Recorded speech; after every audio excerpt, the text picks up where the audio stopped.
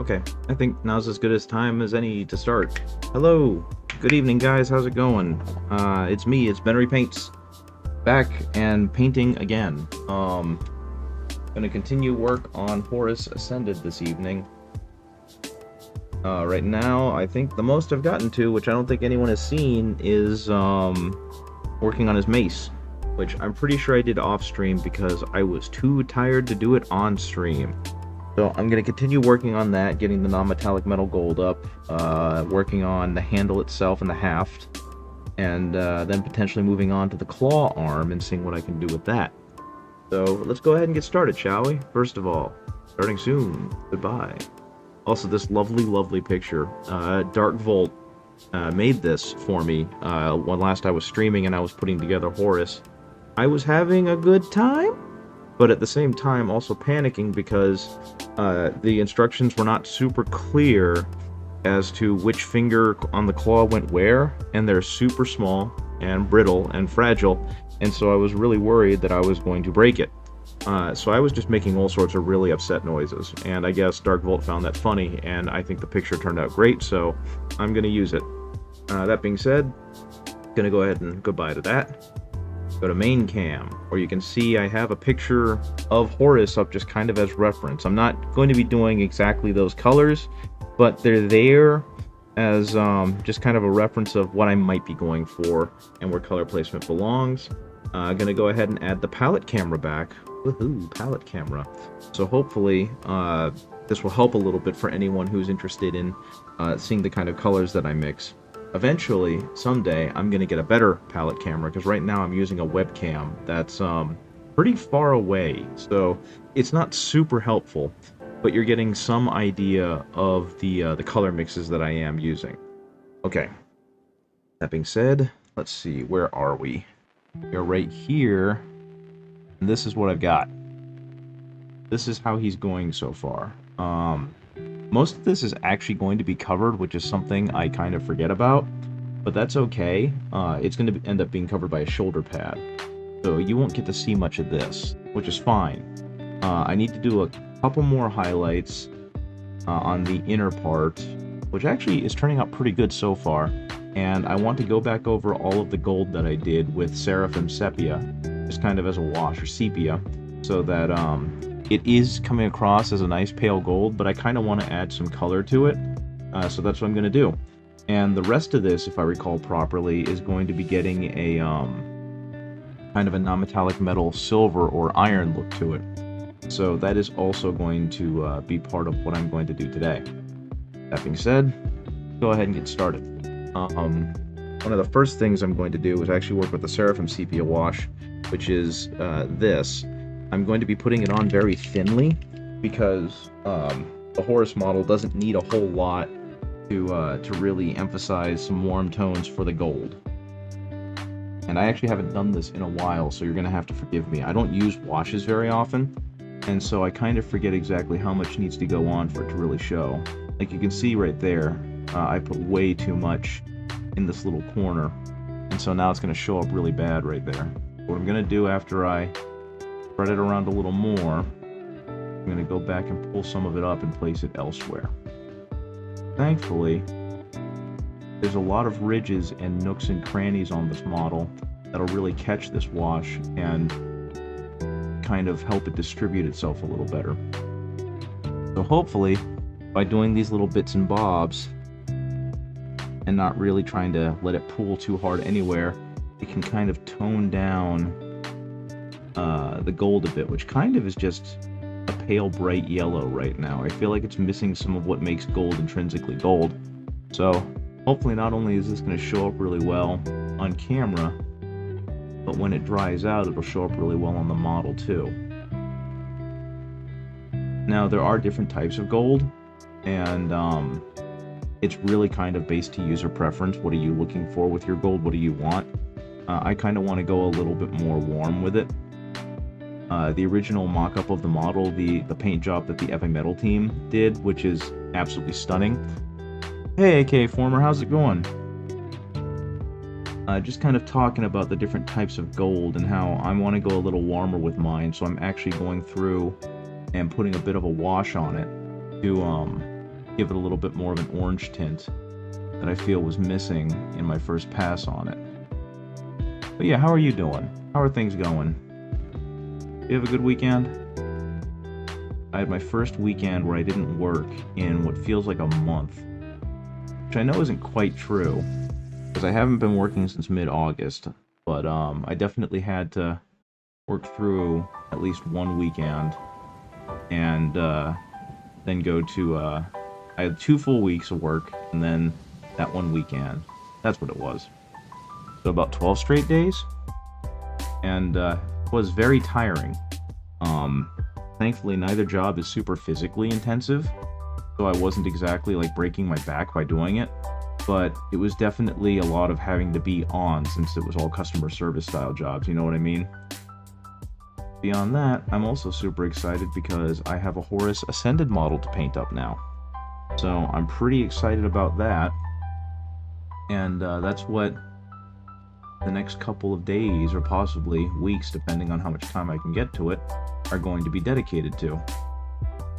He's not a Golden Demon entry or anything, but he's a model that I think just looks really, really good. And so I'm excited at the opportunity to paint him up so that he can be a beautiful display piece. And honestly, I had so much fun painting Abaddon in these colors that it made me want to start a Sons of Horus army. So I was originally going to do Imperial Fists as my first 30k army, but I think I've been convinced to go ahead and do Sons of Horus. I'm on compulsory leave since the 3rd of September and you're super bored. I'm sorry to hear that. Compulsory, I guess, means that it was something that you were forced to do.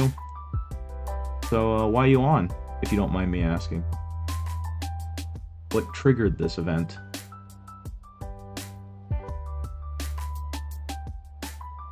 Because I do feel like it has been a minute since we've seen each other. I haven't painted. That's how bored. That's pretty funny. I'm sorry that you're so bored. I hope you find something to do. Have you played the new Space Marine game yet? Have you played Rogue Trader? Have you played some Baldygate? You're forced by law to take a vacation in summer. Oh, well, that's nice-ish. Unless, of course, you love your job, then it's torture, I guess. Yeah, no, we're not, it's not like that for us, unfortunately. We played Skyrim and went to Greece. Very cool. How was Greece? I think you're the second viewer that I've had that has talked about vacationing in other parts of Europe. And I'm super jealous that you guys get that opportunity. Because that is not something that Americans really get a big chance to do unless they are incredibly economically privileged. But yeah, the staying power, I will be honest with you, the staying power of Skyrim, I can't help but respect that, because personally I wasn't the biggest fan. I thought it was an incredibly okay game that played like a much better Oblivion, but it wasn't my jam. And so the fact that of all of the games, it's the one that's, you know, had some of the strongest staying power of that era and of that system, it just blows my mind. Because it just feels like after a while, you know, you'd run out of things to do, but I guess not, even with all the mods. I just feel like Bethesda's just going to keep selling us that game until, you know, the sun goes nova. Because it really feels like we're at that point already. And I suppose if people keep buying it for every new console, then Bethesda's doing the right thing. So kudos to them for finding a game that they can always lean back on if they ever need to make some quick money for a quarter or something. It was nice. I was there in the 6th month too, and I wanted to return after being transferred across the whole country for the 7th and 8th month. Wow. That's very cool. Now, the longest break I think I'm going to get as a government employee is going to be like 2 days. Otherwise, I'm expected to be at my job every day, at least on weekdays. So, big congrats, I guess, to being able to take like a good extended leave. That's super neat. Sorry that it's longer than you would wish. We'll probably go there next year too. Congratulations, this is really cool. Next year I'm hoping to have some vacation money to be able to do stuff like that. Okay, so this stuff cooling a little more than I want. But yeah, I think that looks a little better. I think that it being a warmer gold definitely helps with the color scheme that I've done for it. I don't need it to be a whole lot warmer than that, but there we are. So the next thing I need to do, or want to do, is go ahead and paint up the haft and kind of the scepter at the bottom, the counterweight, because them being that dull a black isn't super interesting. So what I think I'm going to do is I'm going to go ahead and paint them kind of a non-metallic metal gray, like a silver. I'm using Pro Acryl Coal Black, which I just 20-day vacation is just too long. Gosh, when I taught, when I was a school teacher, we had summer break, which meant we had all of most of June, all of July, and half of August off. And I loved it. I loved not having to go to work and just have time to myself and do whatever I want. But it's mainly because, you know, when I get into a hobby like this one, I get really deep into the hobby, and so all the time I can spend on it is time I want to spend on it. And so in this case, I'm definitely there where I wish I had more time like that, but I also have a partner that I'd love to go and do things with. So like, we were supposed to take a honeymoon to Japan, but the pandemic happened, so that never did. Okay, I'm mixing, what color is this? Araman blue with some of this black to give it kind of a tone, so that it's got a little bit of an undertone to it other than just black. And so hopefully this will end up showing through and looking okay as I eventually build myself up to a non-metallic metal silver on the haft of this weapon. Now, something else that I think is kind of cool, and it's something I'm getting better at but still struggling with, is the knowledge that the shadow reflection of metal needs to be a reflection of a color around it. So like, I watched a Sergio Calvo video and saw that he was making his metal have this warm tone underneath it because it was reflecting the fire around the weapon. And that makes a whole lot more sense than just making it a generic black or a generic white, or like a lighter gray, which makes a whole ton of sense. But again, these just aren't things I think about, and so that's why I do all this research and study these videos, because I want to get good at this. And the only way I'm going to do that is by watching other greats and how they do it. But yeah, I don't remember if you were here when I talked about this. You probably were, but I've forgotten. I got this as payment for doing a commissioned Rabute Gilliman, which was a lot of fun. It was the second Gilliman I painted, and it was definitely a toughie. He didn't really specify, the client didn't really specify what they wanted on it, other than that they wanted it to look good. So I kind of went ham and did Rabute Gilliman in all non-metallic metal, which meant that all of the gold trim was non-metallic metal. And I didn't realize how stupid and insane that was until I was about a third through like one of the legs, and I realized that I had basically set myself up to do nothing but non-metallic metal Gilliman, and it was an experience. I'm probably going to end up doing it again, because I actually want to repaint my Gilliman so that he's or buy another one and paint it so he's kind of up to the level of the Abaddon that I painted, so that I can have a really cool diorama standoff between the two of them. But yeah, I've definitely continued to try and improve as a painter, and that's caused me to do some really challenging paint jobs. I did the Abaddon, and I entered him in a competition, and I was pretty proud of the fact that I placed third, because I think it was 3 days total to really paint Abaddon up and to get him based and decorated. But one of those days I had all day, so it was something like probably 15 hours total on the guy. One moment, if you want to see the Gilliman, I think I've got a picture of him I can show you. he turned out pretty good, but I will be honest, I definitely started getting tired of working on him close to the end. And so he's I think I'm being harsh on myself. He does look really damn good. Never mind. One moment, let me find the guy. Bam. There's the Gilliman I painted. Funnily enough, his burning blade was actually the easiest part. I used speed paints on him. And there he is with his helmet. And you can see I magnetized the stand. That fade is on point. Thank you, I appreciate it. But yeah, he was a lot of, I mean, as always, he was a lot of fun. I really like how his armor turned out, because those highlights are all placed. And so yeah, it was definitely nuts to do, and I'm glad that I'm done. But on top, I gave the client, they were also looking for some 3D printed Telemon heavy dreadnoughts, because they were getting into Custodes and wanted some anti-tank. And I had two that I had 3D printed that were just kind of sitting there. So I ended up giving those to them as well, and I 3D printed a Galatis and a Achilles dreadnought for them as well, which are the sword and board and the spear ones. And so between those 4 minis and painting Gilliman, they went ahead and bought me Horus Ascended.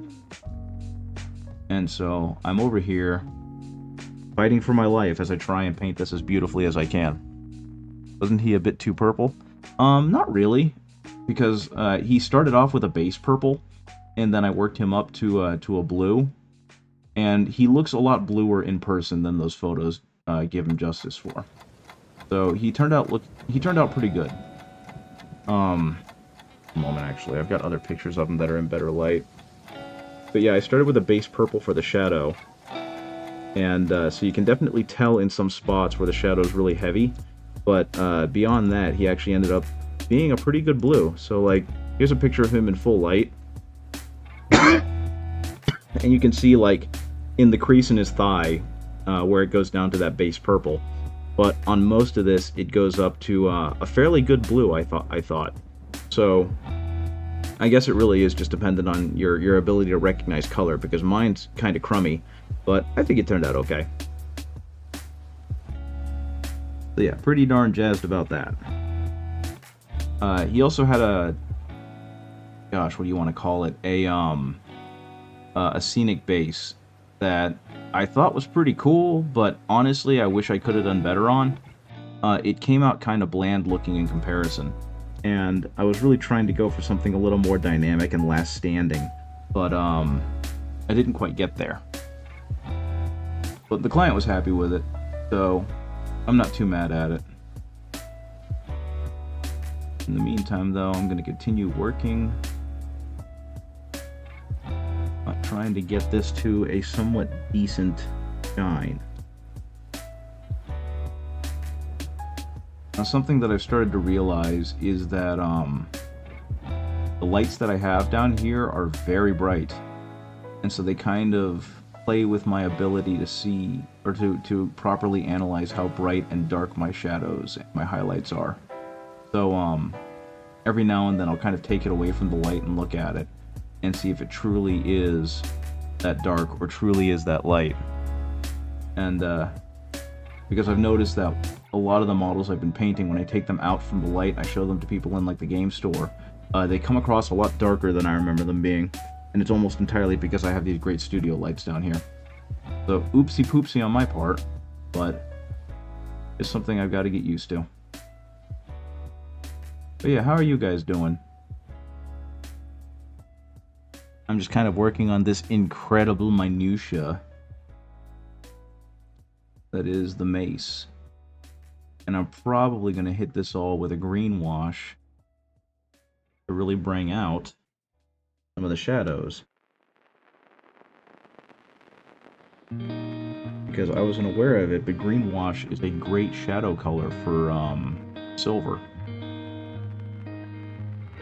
Too bright. Can make that work.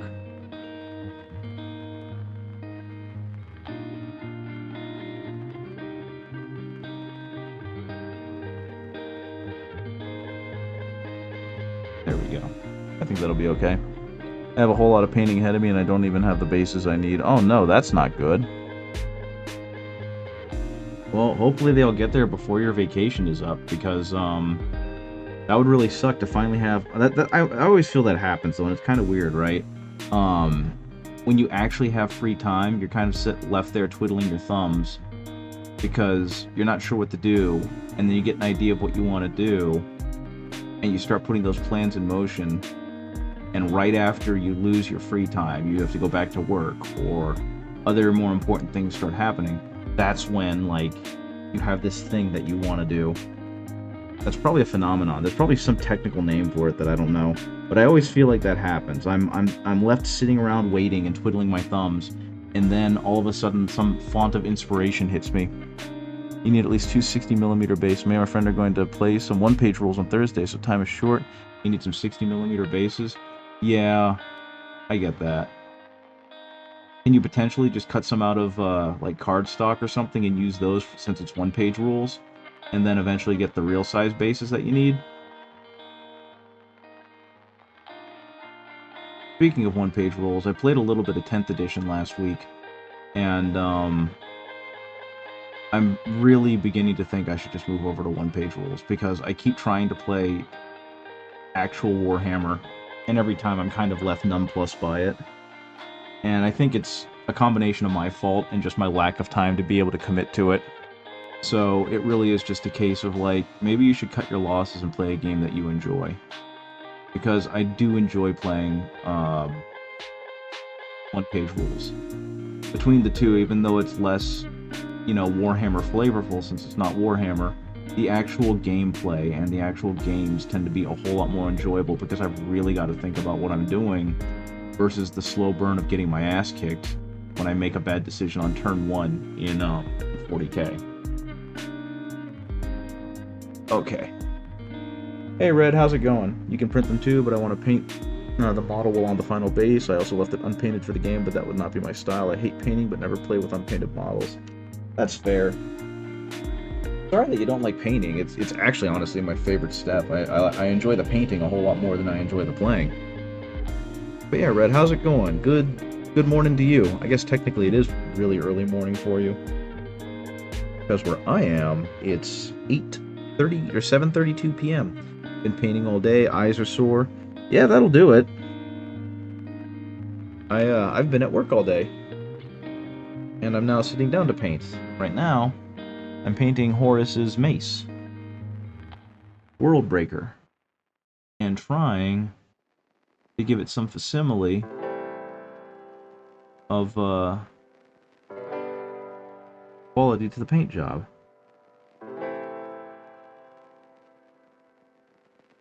Right now I'm trying to shade it with a green to emulate kind of the reflection it would get. But I'm not sure how good I'm doing. I probably ought to go all the way up to a white for this because it looks like it needs it. The gray was not enough. Get that brightness. Posted in Showcase? Cool. I'll give it a look in a second after I finish kind of hitting this again.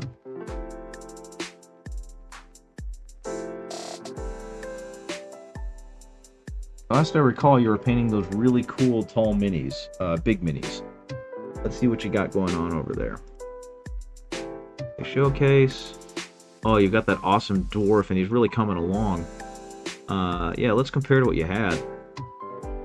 Going back up. There's the dwarf. Good looking model. And your paint job is really, really emphasizing how good a model that is. Let's go to window capture. There we go. There's the old picture of the model. So this was the last one when you gave us a progress report. Here's the new one. And I'm really digging the depth you're getting on the shadows there with his face. That's a good looking model, dude. Awesome job. Man, I love dwarves. I'm eventually going to need to get some dwarves. Not sure where from, but I'll get some dwarves. Okay, yeah, I'm going to go ahead and build this up to a bold titanium white. It's not getting to that brightness that I'm looking for. Let's go ahead and mix that up. Get that on the palette. There we go. Don't need too much. And also, I'm going to be holding it like this, so I probably ought to actually hit a little bit further back with the gray and the black. So I think I'm going to do that too. Okay. Because more of this is going to be visible than I initially intended. So I probably ought to have more of the light show off it, and play off it than I originally intended. Should be good. Mix it in with some of the lighter color. Go ahead and that back a little further. I think this wet palette is starting to go. You can kind of see it in the wet palette camera. Still got gems and highlights to do. Should finish it this week. Very cool. And given that it's a gift, that gives you plenty of time to like set it up and make it real nice and wrapped up and pretty for whoever it's for, your friend. Do some. And there we go. Got a little bit more light out of it. I'm going to take some of this titanium white, do a little bit more of a transition, which I honestly don't need as much of because this Pro Acrylic paint does a great job of just kind of blending into itself. Oh, there we go.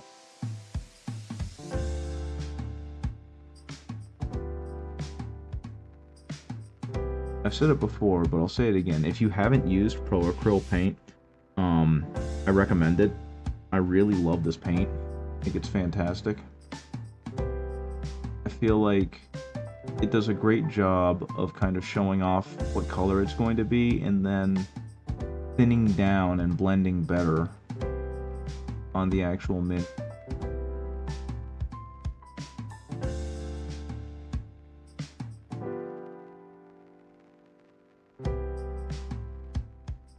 A little bit more brightness. Don't need a whole lot. It doesn't need to cover up that entire area.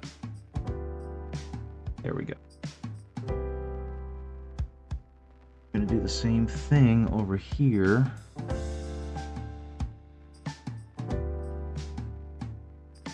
A little bit brighter.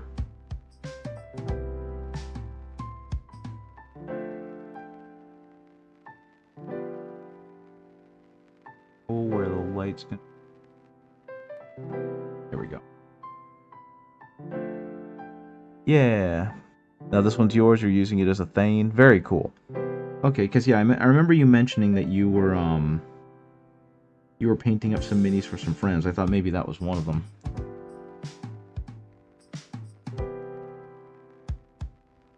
Built this fortunate turn this the some of the transitions, which I don't really want to see. I do want it to be a little muddier than that. Little bit of a watery right there to help it blend better. And there we go.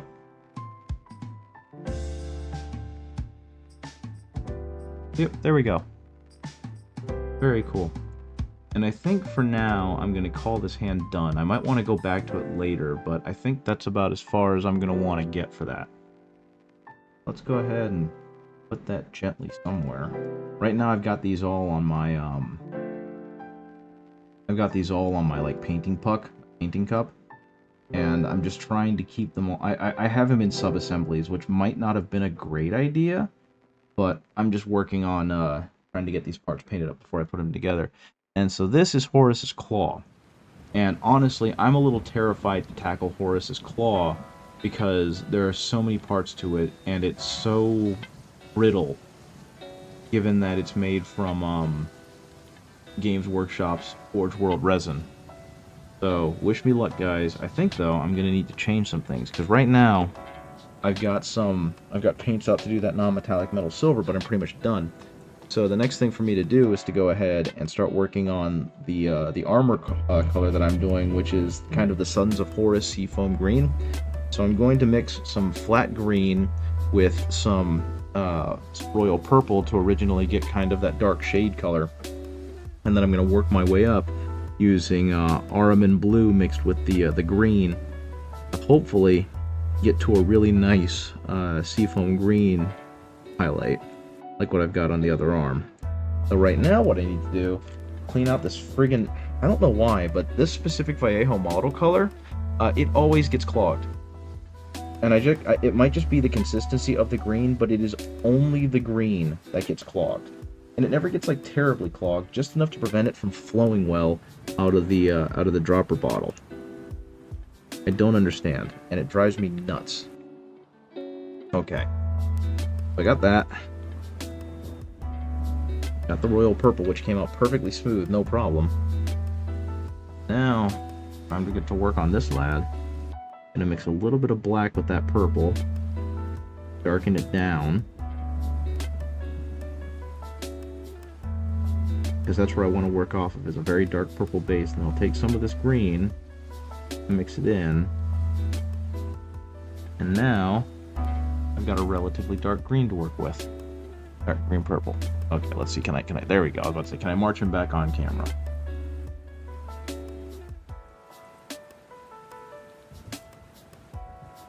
So ideally what I can do with this, kind of like what I did on Abaddon. And honestly, I feel kind of foolish for not having an Abaddon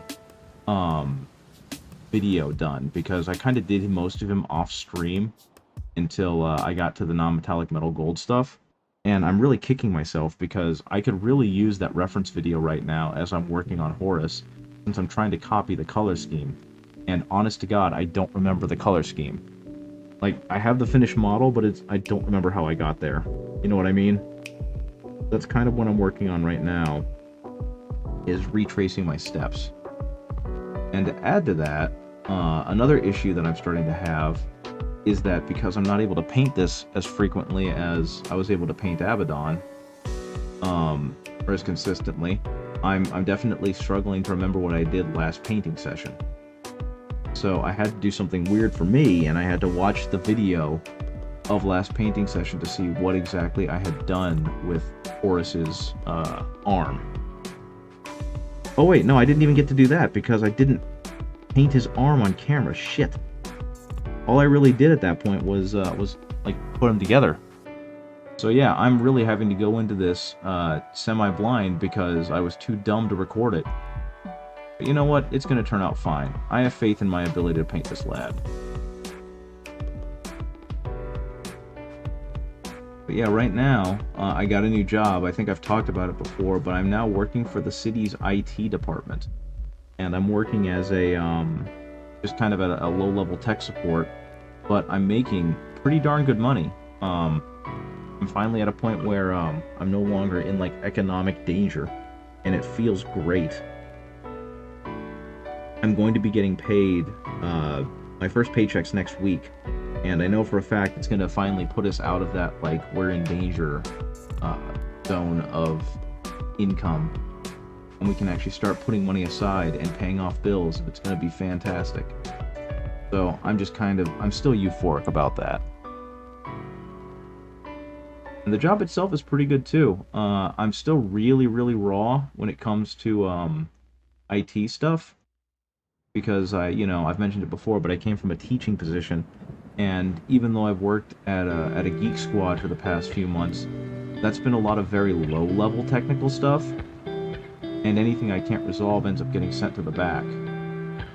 So this is going to be my first job where I actually have to try and diagnose, well, this is my first job where I actually have to really go in and help someone troubleshoot what's going on with their computer. And like I said, it's been interesting. All of the staff there have been incredibly helpful and appreciative and patient with me. And it's one of those things where, like, of course they are, because if they weren't, they'd make their jobs harder too, because they'd have to clean up after me. So they're doing a good job of training me up so that they aren't going to have to worry about me if something happens. They'll be able to do their own job better because they're going to have less of a workload on themselves. So yeah, big happy for me there. Okay, have that Araman blue in with that black, but we're going to go ahead and get his body glove. Okay, some of that, because I don't want that to stay purple. I'm going to go a little bit lighter than that. Put that gray in, and get it a little bit brighter. going to see what I can do about hitting this stuff ever so gently. Get a little more color depth, a little more brightness.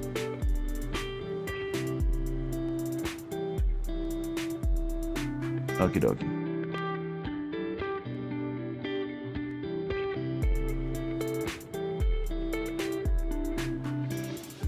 So I'm not trying to leave a whole lot of this violet base coat underneath it. I'm actually trying to get rid of as much of it as possible because I don't really want it showing through. We're just being the deepest, darkest parts of the shadows. Yeah, looking pretty good. So now we're going to add a little more green and a little bit of this blue. And that's going to give us a really dark Sons of Horus kind of seafoam green that I can start playing with on the model. Now I think honestly my biggest issue here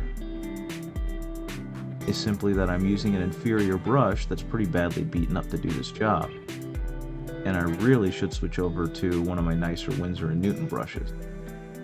But I'm honestly really liking the textured effect that I'm getting off of using this thing.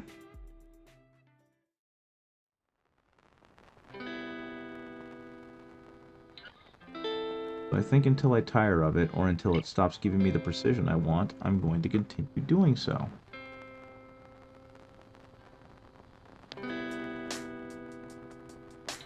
Okay. And so there we've got some midtone going on. Hey, Magic Donut? I think that's right. How's it going? Having kind of a quiet, chill stream tonight.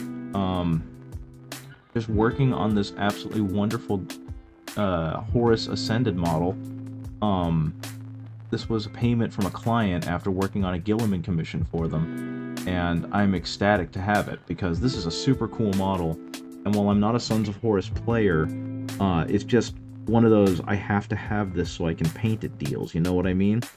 So hopefully I can do it justice by making it this really neat Sons of Horus seafoam green that I kind of came up with while working on Abaddon, and in doing so, just creating a really pretty model, because I've been inspired by painting Abaddon to do like a Sons of Horus Heresy era army, and this is kind of my first big foray into that, because Abaddon is from 40k, so he's not going to be playable with how he is in that game, with how that model is, but it made me want to paint it more because I had such a good time painting that specific model. So hopefully I'll be able to do them justice. I heard a YouTube short comedian tell a joke, and I'm going to take his idea. He's been buying a boomerang and returning it over and over, and keeps putting his reason for return as "get it." That's really cute. That's a good joke. I like that one. Okay.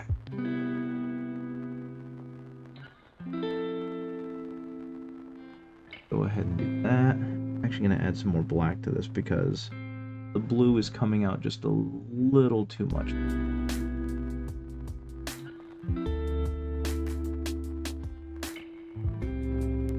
Because I don't... Oh, wait, no, I don't like how it looks because I haven't touched it yet with this green. We're going to add a little more blue, a little more purple. Slow that down just a little bit. Abaddon... Sons of Horus was an awesome army. Abaddon ruined it. I don't remember. Honestly, I don't know a whole lot about the 40k lore other than that Abaddon has not done very good with his Black Crusades. Though the counter argument could be made, of course, this is from someone who doesn't know the lore well for 40k, that each of those crusades was mounting to something bigger, and it kind of climaxed with him destroying Cadia. But you know, it's Games Workshop going through years and years and years of development and changing of plans and not really having a surefire long-term plan to work off of. So take for it what you will. All canon, all head canon is canon. There are no rules. There's only war.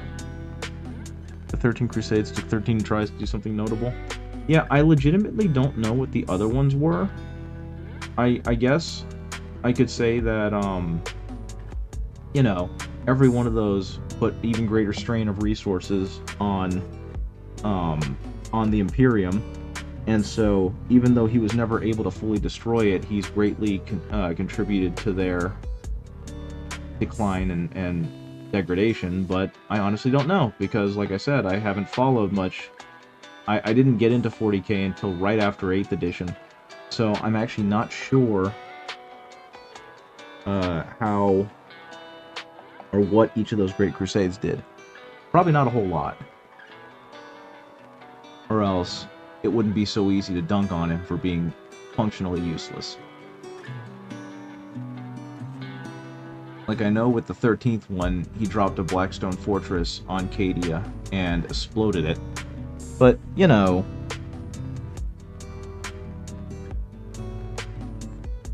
it is what it is.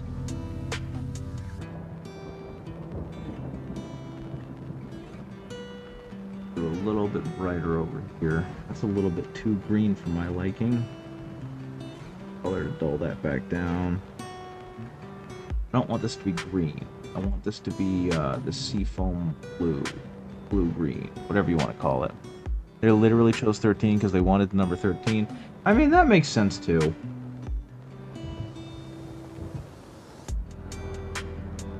I mean, I suppose that is kind of... I mean, I would argue that in that case, it's giving them a lot to flesh out. Like, they could potentially do a lot with that in terms of what it means and what each of those crusades actually did. We don't know what they've done because they haven't focused on them.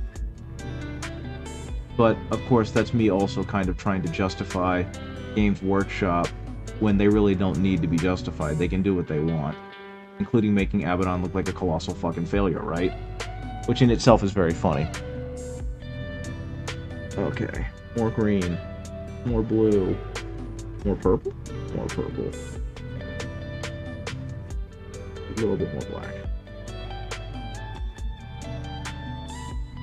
I mean, there is a reason his nickname is Failbadon, right? Or Failbadon, however you want to pronounce it. And I think, honestly, I might have gone too bright with this already. This might have needed more coats. So, what I'm probably going to do with it is tone it back down a little bit. I also know that for some reason it's coming in really, really dry, which is weird, and I don't like it. And I also don't want it to be super wet, so I'm kind of fighting for my life here. Probably because I mentioned Abaddon. He's making everything worse, just by mere existing. As someone who's used to a Chaos Space Marine armor, I love bagging on Abaddon. If I lose, it's just very fair. Very fair. Yeah, I'm really proud of the one I painted. That's kind of what it boils down to. I bought him because I was excited to have a steady paycheck again, like a steady, substantial one. So I bought him and Scaventide at the same time, and I'm very rapidly realizing that my bread and butter for this game and where I get the most enjoyment is being able to really fixate on painting one model really well. And so I did that with him, and it just made me really want to play Sons of Horus. So if you give me a second, once I finish kind of doing some of these highlights, I'll find it. And in fact, I don't remember. Have you seen the Abaddon that I painted? Because I know I show them off every chance I get because I'm real proud of them. But I don't want to keep like propping up and being like, hey, look at this awesome thing I did for the 8th or 9th time. You may end up loving to paint and play the Custodians one day. No, already been through that phase. I have a combat patrol of Custodians, and honestly, they were the models that I tried to learn non-metallic metal gold on, and it actually just made me not want to touch them anymore. Because it became too much. Eventually I'll go back and I'll finish them, but right now I'm just kind of in a stage where I don't want to see them. Okay, so let's see. Actually, here's a good evolution of him. One moment, because I did some. Yeah. Okay, so we're gonna go all the way. Have I done knights? Yes, I painted a chaos knight, 2 chaos knights, 2 war dogs, and a knight valiant. And again, it's been a while, and I've kind of been more limited with my fundage, so I haven't had a whole lot of impetus to go out and buy them. But yeah, let's see. The war dogs are super neat. I love them. So here's Abaddon. One moment, let me. There we go. Here's Plastic Abaddon, which you're probably very familiar with. And then here's Abaddon with his original base coat. Gosh, did I really do that blue-black? Oh well. So that's him with his base coat, and that's me working on his leather. What I wanted to do is I wanted to make him have a leather cloak as opposed to the red one, because I found a really cool video of someone making him have a leather cloak, and I thought it looked fantastic. There's the back. And I think it turned out pretty okay in terms of like the brown and the darker blue in the background. And there he is with the cloak and everything on, because I was super excited to finally have him. There he is, me texturing the cloak and giving it a little bit more of a highlight to show the raised areas. More of the raised areas, more of the highlighting. There it is after a little bit of an airbrush. I did some purple on it to try and make it have a little bit more shadow. There's the original green that I put on him, the original Sons of Horus green. And there he is getting his highlight, so it's a little bit brighter. It's almost aqua there, which I think looks great. There I am starting on the non-metallic metal gold, which you can see is definitely bright in some areas, which is fine. The back again with the cloak. There he is with more of his highlights, with his face done. I went ahead and painted in the red, which I was really proud of. I thought it looked really good. The back again. And there he is done. There's the shadow picture I took of him. Let me see if I can lower that a little.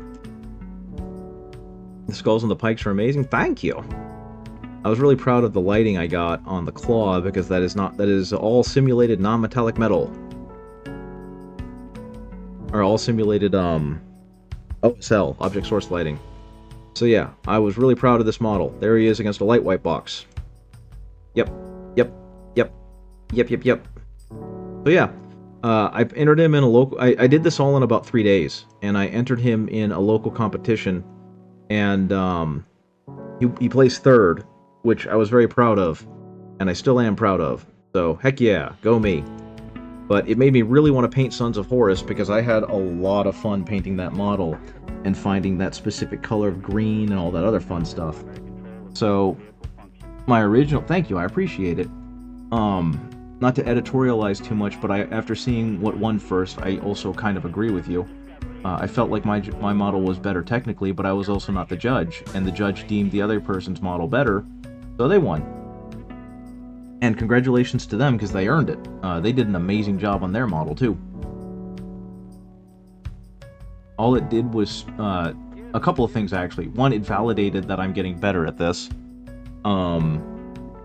And it definitely... I'm normally pretty humble and self-deprecating about my skills, but that was one of the first times I've ever felt like I should have won because I felt like I was better than someone.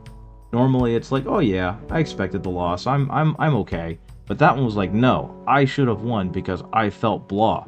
And I mean, not super fair for the other guy.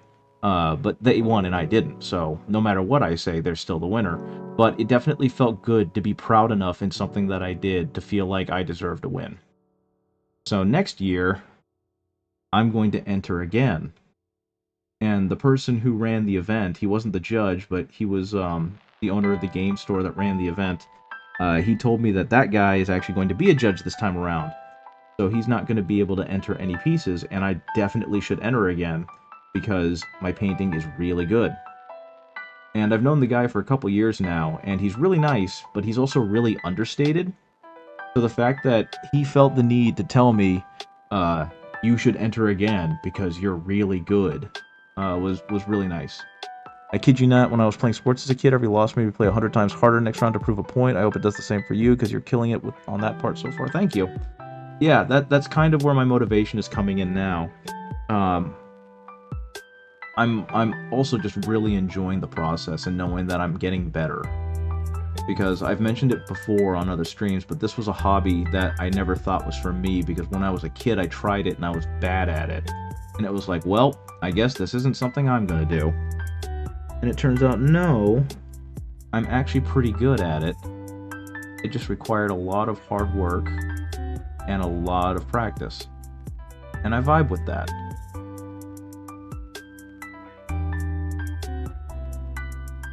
Okay. So that's getting up to color. Probably a little brighter than I'd want it to be, but that's okay. I can kind of pare that back down a bit. Go ahead and add some more blue, add some more green, add some more blue, add some more blue. There we go. And this is going to be a very thin highlight, hopefully.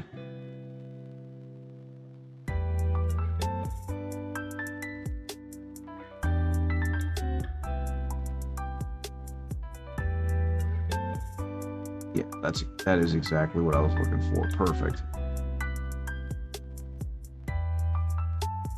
Okay, let's flip that back over. Let's get a little bit down here too. A little on both sides of the crease to give it a little bit more personality. But yeah, my biggest thing and my biggest gripe, and probably the reason why I'm saltiest, is that first place for that was like a $250 Pro Acrylic paint set. And I'm right now transitioning all of my paints over to Pro Acrylic because I really like their consistency, and I really like how they paint on the Mini. And I don't want to spend $250 to buy the range. So I was really hoping to win so I didn't have to do that. And like I said, I didn't, and now I'm just salty that I didn't get that Pro Acrylic range. But that's okay. Like I said, next year, there's always next year, and next year I'm going to be even better, and I'm going to be very excited to see how well I do there. Okay, don't worry, you're winning this next one. That's what I hope, and I appreciate the kind words and the kind encouragement. I mean, one of my goals this year, and it's probably not going to happen simply because I'm not going to have the money to go, but I want to go to Adepticon in February. I wanted to go to Adepticon in February, and I was going to enter the Golden Demon competition there. And again, no delusions there. I know I'm not a Golden Demon level painter. There's so many things that they do on a technical level that I'm not even scratching the surface of. But I wanted to enter just so I could see one of my projects in that glass case, you know what I mean? So I originally planned on entering the Triumph of St. Catherine, which I bought pretty much specifically for that event. But honestly, now that I have this model, I'm kind of considering entering this guy. But that would also imply that I'm going to make it to Adepticon this year, and I'm definitely not. So that's fine. I finished the Triumph of St. Catherine. It turned out pretty good. I actually placed third with that one too. I didn't win, but I placed third at the same competition, and that felt pretty good. The only thing that kind of sucked about that was that third place for both competitions, the large squad / monster / vehicle and single unit, they were both a wet palette. That was the prize. And for me, it was like, well, shit, I've already got like 4 wet palettes. I don't need another one. So, yippee, I guess I get 2 more wet palettes from Army Painter. But thankfully, the organizer recognized that I'm not going to want 2 wet palettes, so he gave me an Army Painter speed paint set instead. Which also kind of sucked, because I've already bought the speed painter set, and I didn't like it, so I gave it to a friend. But that's okay.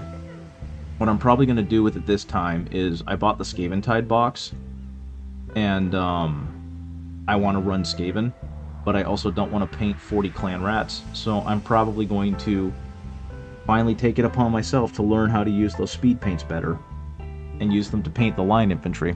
That's weird because anyone entering that competition probably already has one. You'd figure, but, and I don't mean this disparagingly, but, the people who paint in the city that I'm in, like Warhammer and tabletop gaming, with the exception of some old heads, is a fairly young hobby right now. There's a lot of people who are just getting into it.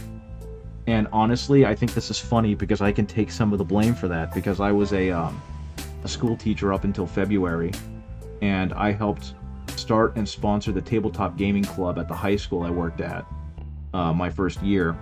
And as I got into different hobbies, I was able to recruit people, like students, into playing in those hobbies. So I definitely got at least 20 or 30 kids into Magic the Gathering, and then I definitely got like 8 or 9 kids into Warhammer. And I actually got to have a little bit of catharsis with that, because even though I left in the middle of last year because of health reasons, I have a couple friends who still work there, and one of them told me this year that when they had their general interest meeting for the Tabletop Gaming Club, a bunch of them came back up to him and were like, "Hey, Mr. So-and-so, I just wanted to talk about my Warhammer collection, because now I'm old enough to have a job, and since I still live with my parents, I'm spending a lot of it on Warhammer." And so I accidentally created these monsters out of these like 5 or 6 kids who are still at the club, who now just have huge Warhammer collections. And it's like, well, I know what stores they're patronizing. Okay, that is an incredibly bright highlight. So hopefully that'll look okay. I might have to tone this down because it's definitely a lot brighter than what I've got over here. Though admittedly, Space Marine, the first game, not the one just came out, is what got me into it as well for a lot of other third-person shooters in the Warhammer world. Yeah, I actually played Space Marine when it first came out, and I remember not thinking much of it because I didn't get Warhammer at the time, you know what I mean? I played it and Dawn of War and just thinking, okay, these games are fine, but I don't get it. And now, very clearly, many years later, I clearly get it, but I just remember thinking they were neat, and that was about it. And then I understood Warhammer. Like, I started getting Warhammer like 5 years ago, and it was around that time that I played them again and went, oh, I understand why people love these games so much now, because they're really, really good depictions of Warhammer. But yeah, and I love those games to death now. I actually have a stream from a couple days, or from last week, of me playing Space Marine 1 with a bunch of friends, because I had bought Space Marine 2, which is a freaking awesome game, but they didn't have it yet, so we played Space Marine 1 instead, which was a really fun throwback to, 10 years ago when it first came out. And of course, because it's Space Marine 1, we had a really good time. And yeah, I was actually in like a weird place today because a bunch of my friends are supposed to be getting it this week. And we were supposed to play this evening, but they're all preoccupied or they haven't bought it yet. So instead, I'm catching up on painting Horus, which is actually what I also really want to do, because I don't want this model to linger in like a half-complete state for very long. That would drive me nuts. Also, the paint is going on this thing like butter. I love Pro Acryl paints, man. They are so good. You love how they did the Leviathan Hive Fleet? Yeah, my understanding is that the game was supposed to come out at the same time as Leviathan, the starter box for 10th edition. And then, of course, it got delayed because they really wanted to make sure they did it right. And obviously the game has some flaws, what game doesn't, but I feel like they really nailed the experience, It's a tremendously fun game, and Bricky and DK talked about it a lot on their podcast, that, yeah, there's a lot of things you could point to that are not well implemented or could have been implemented better. Uh-oh, the light. You're using Vallejo and Citadel? I mean, I use Vallejo and Citadel. Vallejo is pretty good. I'm sorry the owner pisses you off. I don't know what they would have done to do that, but I'm only moving away from Vallejo because I like Pro Acryl better. Like, I don't really have any umbrage or dislike of Vallejo. It's just that going to Pro Acryl and trying them has made me realize how good Pro Acryl is. You know what I mean? I'm sorry Vallejo makes you mad. I know that they've got some really crummy shipping issues, and you can never find their stuff because it's never in stock. I think the other reason why I'm going to Pro Acryl, though, is because one of my local game shops sells them in store, so I can just go there and buy more if I need it.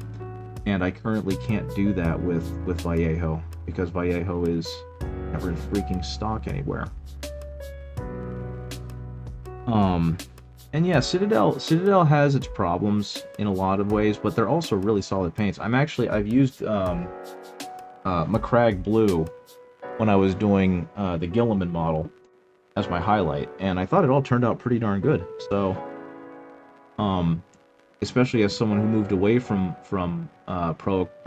Citadel because I thought that they were inferior, when it turns out no, they're perfectly fine for the most part. They're just expensive. I actually have no clue what the color of this man's bolter, but I suppose I'll figure it out. Yeah, I'm kind of curious now. What did Vallejo do that made you mad?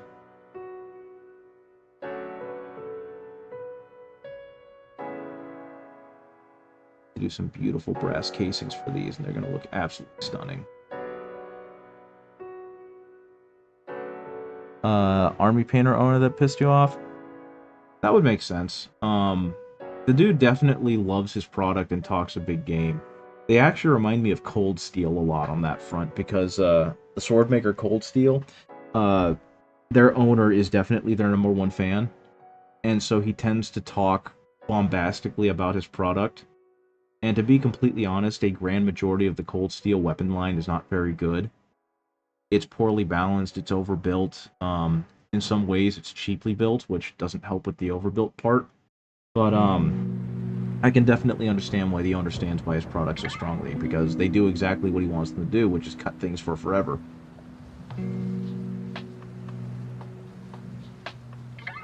Army Painter recently put out a new set of paints that are supposedly really good. Their Fanatic line. I haven't used them at all, but I've heard good things about them. And it's mainly because no one around here sells them, and I don't really want to... Actually, I take that back. No, the store that I get the Pro Acryl sells them, but it's like, why bother buying them if I've got Pro Acryl?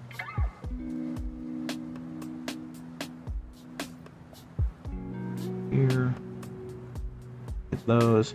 I know that, Scale 75, or AK Interactive, I'm never going to buy from them, because, and this is completely personal, this is a personal thing only, but I don't appreciate how they continually kind of glorify war crimes from, like, World War II and from, and the Russia-Ukraine conflict that's happening now. I know war is war and bad things happen during war, but having a diorama that's supposed to represent the Mengelian testing is just in really poor taste, in my opinion. Oh, okay. Yeah, that was AK Interactive, and they kind of did a "we're sorry you feel that way," which is, you know, the biggest non-apology. My understanding with Vallejo is that they also did something in poor taste, but then they apologized and never did it again. So that made me a little less angsty and bitter towards Vallejo. They like realized, oh, maybe we shouldn't do painting dioramas that glorify war crime, like real world war crimes. Which is fair, because with 40K, it's over the top and it's entirely a work of fantasy. When you're celebrating gas chambers and the like, you're doing bad things. And I get a feeling my video is going to be demonetized now that I'm talking about this stuff. But the good news is I ain't making shit anyway, so that's perfectly okay. Vallejo owns AK Interactive? I didn't know that. I didn't think they did. I thought they were a separate company. Well then, I guess I'm even happier that I'm moving away from them. From what I understand, Monument Hobbies owns Pro Acryl. I haven't heard much bad about them. I do know that Green Stuff World tends to steal art assets and use them on their packaging, which I'm not super fond of, so I stopped shopping from Green Stuff World a while ago. But it really is just kind of that sinking feeling of, can't anyone operate without being a total tool? And that just makes me sad that that has to be asked when it comes to just hobby paints and shit, you know what I mean? And this is also probably going to be a sign that I'm never going to get sponsored by these people, which is fine. Mr. Fernando Vallejo Calleja, that's... Ugh. Oof. I'm glad I stopped buying from them. I want to do something with this bolter that isn't just black. I think what I might do with it is paint it like the old school red. What color is it on the model? Oh, it's just black. That's boring. Holy shit, that's boring. Well, if he's the son of the guy, that, I mean, it is what it is. Like I said, I'm happy that I'm not buying from them anymore. That's the big thing. You know what I mean? You know, it's kind of like how, actually, I hate to say this, I was really disappointed when I found out that Leica Entertainment was owned by the son of Nike's CEO. Because originally that sounded like a great story because it was that, you know, the Nike CEO's, one of his other kids died young, and he swore to himself that he would find ways to help his other children chase their dreams, right? So, one of his sons ended up finding Leica, which is that beautiful stop motion company that makes amazing movies. They made Kubo, they made Paranorman, they made Coraline. You know, they just made a ton of really good stop motion movies and helped keep the medium alive. But it's come out more recently that the working conditions at Leica Studios are fucking awful. And they do things like fire people before the movie releases so they can't get their health insurance benefits and all sorts of nasty stuff like that. And it's like, wow, I really don't want to support you anymore. Like, every one of those movies operated at a loss, but because of the owner of Nike's deep pockets, it didn't really hurt the studio. So it really sucked finding out that the owner of the studio and the labor practices at the studio were bad. But, you know, it is what it is. I'm not here to really politicize too much. What I am here to do, though, is eventually paint this power claw to look really good.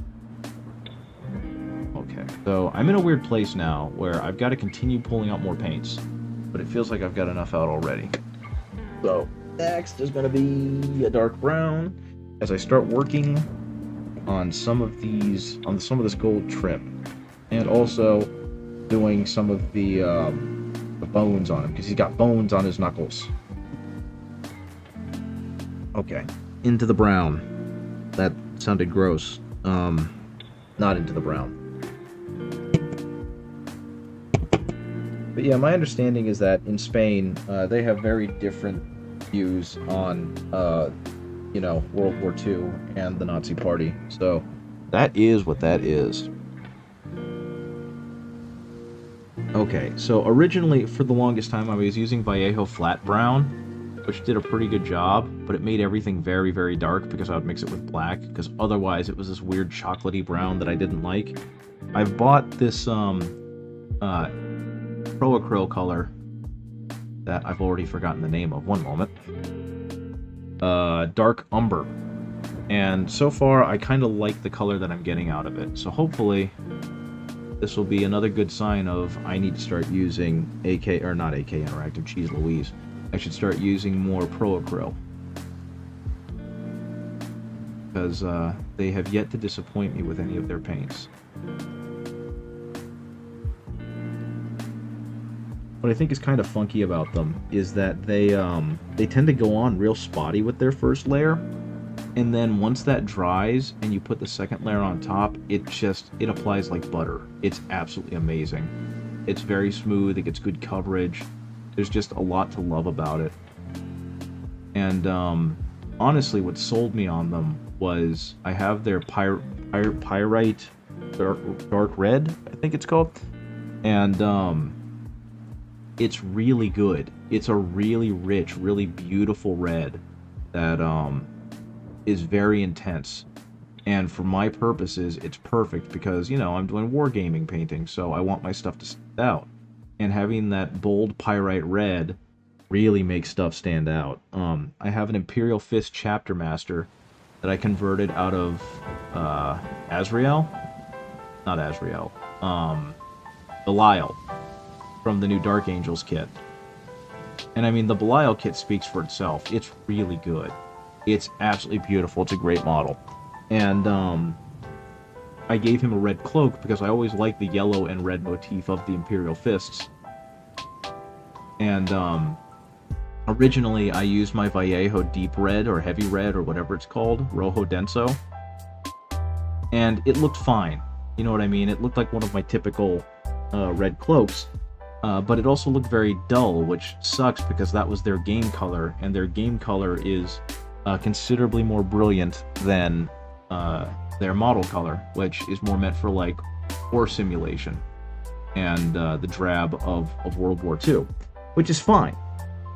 I've used their game color as well, and it's their model color as well, and it's a really nice product, but everything ends up kind of dull. And so I went ahead and redid it using the Pro Acryl Red, and now he's like the brightest model I own. And it's not in a way that's obnoxious, just the cloak is so brilliantly red. I played a game with actually they appear on the stream every now and then with Mommy Dova on last Friday, and I got my ass handed to me, which is beside the point, but something I noticed was as soon as he hit the table, my Kit Bashed Imperial Fist Chapter Master was suddenly the most noticeable thing on the table. So that just convinced me that I need to get more. I definitely need to get more Pro Acryl because their stuff really shows up. Matter of fact, let me see if I can find it real quick. Where'd he go? Where'd he go? There he is. Yeah, okay. So, window capture. This is the one. So this was my original paint job of him. Actually, the Pro Acryl is not expensive. It's like $4 or $5 a pot, which is less than I spend on Vallejo, which is more like $7 to $8. Yeah, I love this paint job. I think I did a great job with him. But like I said, the red, yeah, it is cheaper than Citadel. The red, it was fine, but I wanted to see what I could do, and so I went ahead and repainted him with the red. And you can see just how much richer that red is. And so I'm like a big fan of Pro Acryl and their reds. It's a really pretty color. So yeah, that was kind of the big thing that convinced me to switch over, was just how much better their reds looked than Vallejo. And so now I'm trying to use their model or their color as often as I can. I actually, like I said, I just got their black, their brown, and I've had their bone color or their ivory, and their white, and their red, and their black and browns look fantastic. I'm really happy with these. It makes the white cream under the cape show off too. Yeah, right, exactly. It just, one of the things that I found out, and I'm not really saying anything profound here when it comes to model painting, but one of the big things about it is like contrast, right? And so the fact that it creates so much really strong contrast is really what sells it for me. Because I basically painted it the same way as I normally paint things, but it just ended up being so much richer with its look. Okay. Discovery Houston, press to ATO. Go ahead. Brown leather on here. And like right now, I found out that purple makes a really good shadow tone for leather colors, but it also does for like everything else that I'm working on. So that's why in this case I went for this really dark purple as the base coat. Okay, more of that black and brown together. And actually, let's go ahead to the wolf heads or the skulls, the joints on the back of these. Water in there, mix that in there. So yeah, Pro Acryl. Unfortunately, they're an American company, so the import fees might be stupid depending on where you are. And based on, I always forget who I'm streaming to because I'm in the United States, and I always forget like where my audience is, and it seems like most of it's in Europe, which is perfectly fine. But in terms of like where to purchase things, it's always kind of a crapshoot whenever I recommend something. You're in the USA, so Pro Krill is good. Okay, fantastic.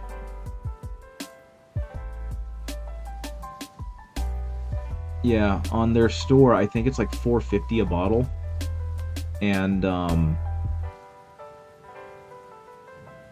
I like I said, I've been going the store that I go to that I frequent has them just on the rack. So I've just slowly been accumulating Pro Krill, and that's gonna be my plan for the next little while, is to keep buying more and more Pro Krill.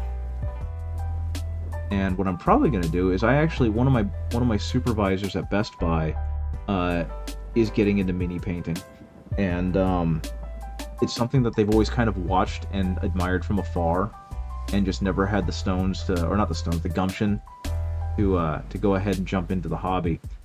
And then they met me, and so they're right now in the process of recuperating some expenses from a deceased relative's real estate. And they said that once that happens, once that check clears, I'm most likely going to get a text saying, "Benry Paints, I'm at the game store. Meet me there so you can help me buy stuff." You're actually trying to get a good set of colors for your nids. I can talk, I promise. I do this for a living. Talking, not streaming. But yeah, that's also the best part, is like with doing Tyranids, every color is great. They can look so cool. I don't know if I've shown them off on stream before, but I did a very quick and dirty color scheme for my Tyranids that I got from the Leviathan box. I ended up going with the Phyrexians from gosh darn it, from Magic the Gathering, that had like the red flesh. The only thing near me, as far as I know, that sells paint is Warhammer. Oof. Yeah, being stuck with like the Games Workshop as your only place does kind of suck. I know that Pro Krill definitely sells their stuff online, so if you just go to their website, shipping might not be that fun, but again, their paints are only $4.50, $5 a pot, and they do sell starter sets and like companion sets and whatnot, so that is an option should you choose to take it.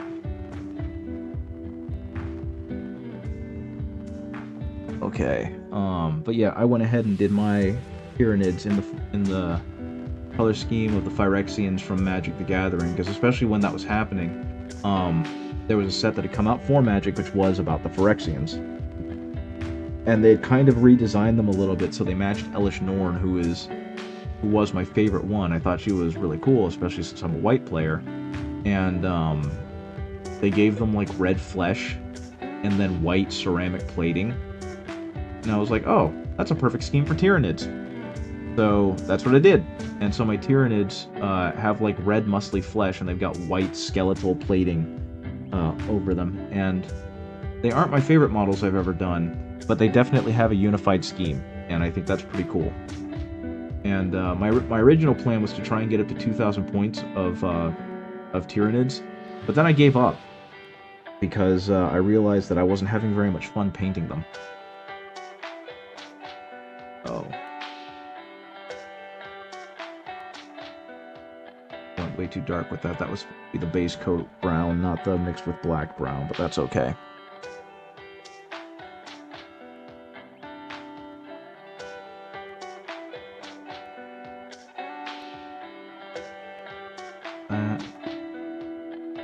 And same thing with the dark. Oh man, I screwed this all up. Everything's a layer too dark now. Angie. Okay, I'll work my way through this. We'll get through this, guys. Just trust me.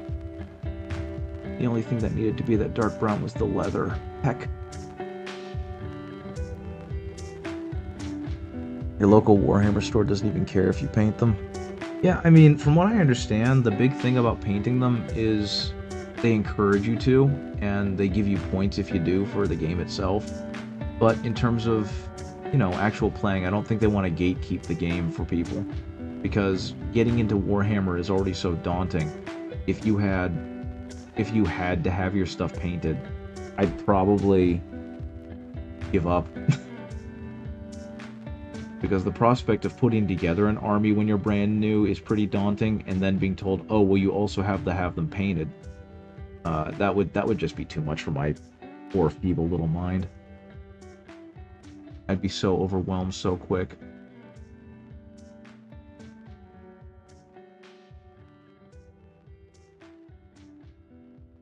Yeah, I mean, that was something that I thought was kind of cool, was hearing about how Games Workshop has done a tremendous job trying to create a different storefront philosophy of being super welcoming and super helpful to new players, as opposed to kind of the elitist approach that they used to have, whether intentional or not.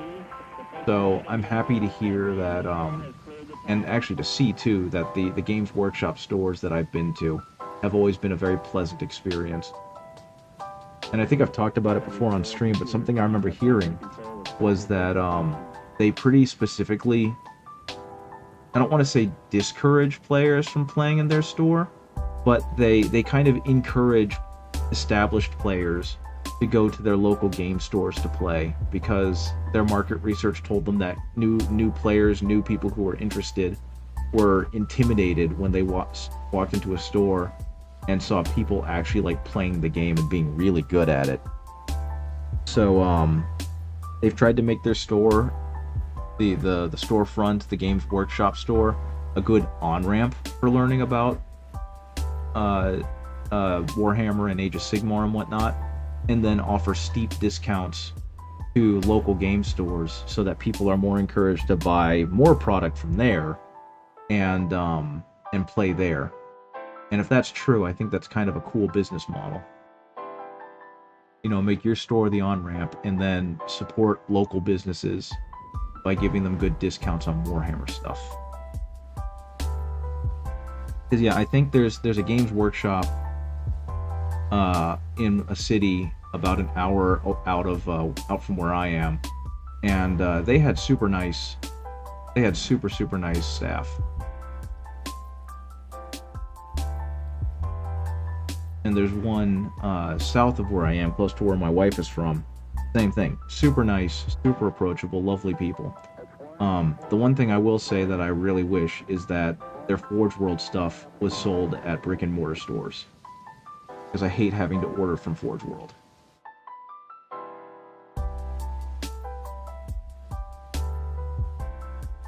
Hey, Mommy Dova, how's it going? Your store has a couple building paintings, but they're there because no other store exists nearby. Well, when it happens, I guess. If that's all you've got, then they're at least doing that for people. So I am working on Horus's Claw now, and admittedly, I am a bit overwhelmed because there is a lot of stuff going on with this claw. But things are going pretty okay. Get some more water. Mixed in with the paint, so the paint is a little runnier. Get it everywhere. So yeah, how are things going, Mommy Dova? How are you doing? I have begun assembling my clan rats. I am down 20, and I've got 20 more to go. Because I was wrong. I can't remember who I was talking to about it, but I remember saying that they only gave 20 clan rats in the box, and I couldn't have been more wrong. Because 20 clan rats is apparently a squad. They gave me 40. You're back to looking for a job again. Well, that's no good. I'm sorry to hear that. I know Best Buy is hiring, and they're hiring, I know they're hiring for Geek Squad because they're trying to fill the position that I was in. Skaven are a bigger horde than Nids for sure. I would love to see that fight. I would love to see Skaven and Tyranids fight each other. I just want to see that, I just want to see the found footage of that brawl.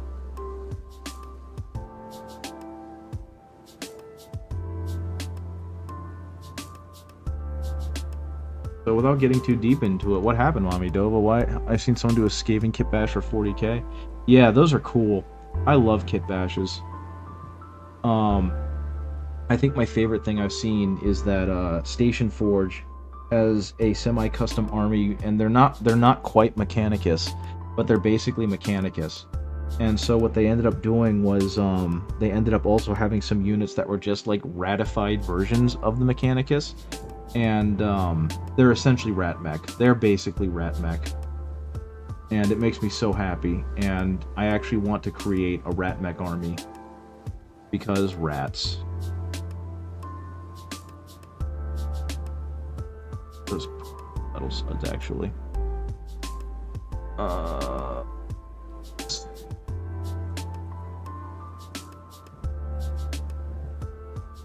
This is actually looking really good. I'm pretty happy with this thing. I just said fuck it. I was sick of it. Constant overtime, people not doing their jobs. The place was just sucking ass. Oh, well, at least... Okay, that's not good, but that's good. I'm happy you're out of a bad situation. I'm sorry that it was that bad, though. That's, my other buddy, ended up leaving quite a few jobs because of that. Just the constant mismanagement driving them nuts. Okay. Let me check something real quick. I just left halfway through Monday work. I went, nah, not anymore. I mean, it's cool that you had the agency to do that. And I'm glad that, that you have the ability to do that, and I hope that it leads to bigger, better things for you.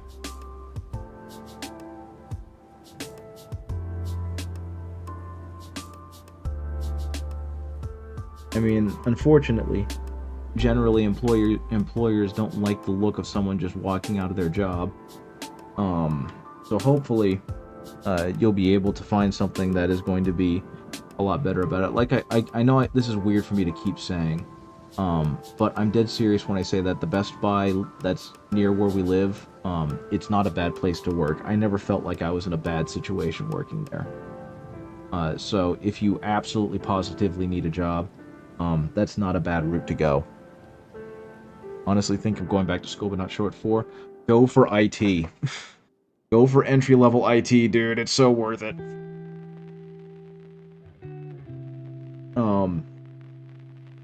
It's actually not that bad. As someone who's been terrified of computers for a long time, and getting into like computer sciences, it's not that bad. Okay, so the claw is definitely looking more like a claw, and that's fantastic. As a matter of fact, if you want, I can give you access to my Udemy account, and then you can use that to do some more learnings. Next, I need IT job because the workers can't remember the password. Yeah, I mean, you're going to be dealing with a ton of people who aren't super comfortable with computers, and it's not going to take you that long to learn. Because that's where I'm at right now. I eventually want to get more into either cybersecurity or network administration. I'm not sure which.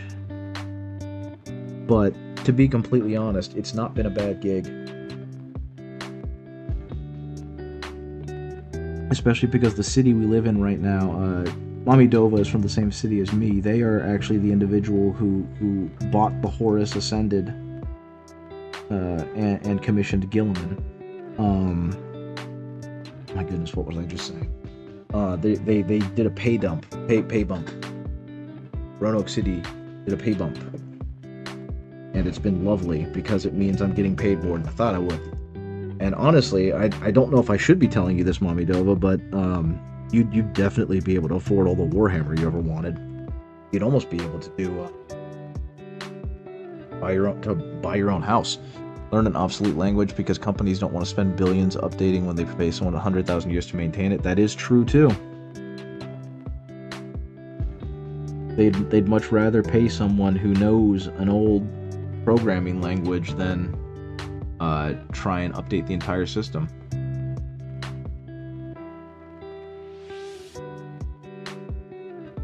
So we're gonna go ahead and do this. All I'm going to do is gently kind of dry brush this orangey gold on here because it's eventually going to get covered up anyway. It's just creating kind of a warm base to work off of for the original gold, or for the gold highlights that'll eventually be there. I guess the only big issue is that learning the obsolete language is going to be in itself very daunting. So if you've got the time and the patience and all that other stuff, then heck yeah, go for it. But if you're not comfortable with that, then maybe think about doing just like standard IT. You'd be doing yourself a lot of favors by doing the CompTIA triad, which is what I'm kind of working my way through right now. I'm actually trying to come back on spending. Looking back, I'm disappointed on how I was spending. First job was and everything, so I was just throwing money away. Well, that's the time to do it, man. That is definitely the time to do it. It does suck when you look back at it and you're like, what do I have to show for this? But think about all of the experiences you got to have because you were willing to live a little. Now, clearly, obviously, that's not a way to continue living your life, but you got to experience it, and now you know what that's like. And so now, when you come into more money, or when you have to be more fiscally responsible, you know that that's not the way to go about it, right? Because you've already seen what that can do. You know, you're in that age, and I know I'm going to sound old saying this, but you're at that age where now is the time to make mistakes, and now is the time to really figure out who you are and where you stand with different things in the world. So yeah, you were spending a lot of money on your hobbies, but you also didn't have a lot of expenses. Spend your money, can't take it with you, buy nids, eat at Arby's. But yeah, you've got your 5 armies, you've got the fun stuff you can do with them. You still got plenty of them to paint, so you've got plenty of time to hone those skills. It really is just a case of, okay, you partied, and now it's time to... Okay, but do you have 6 armies? Yeah, where's your 6th army, Mommy Dova? I mean, I guess technically you can count the Imperial Fists as your 6th army because you basically funded mine.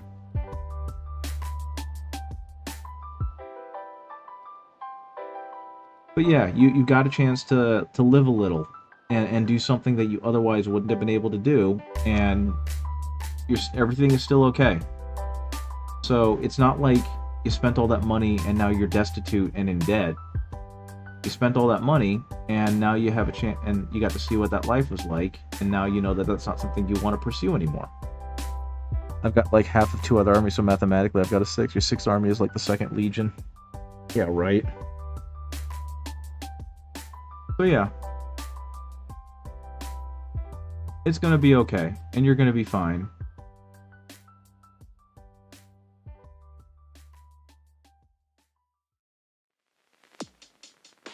Again, that was something that I kind of wish I could have done when I was younger, is just go stupid.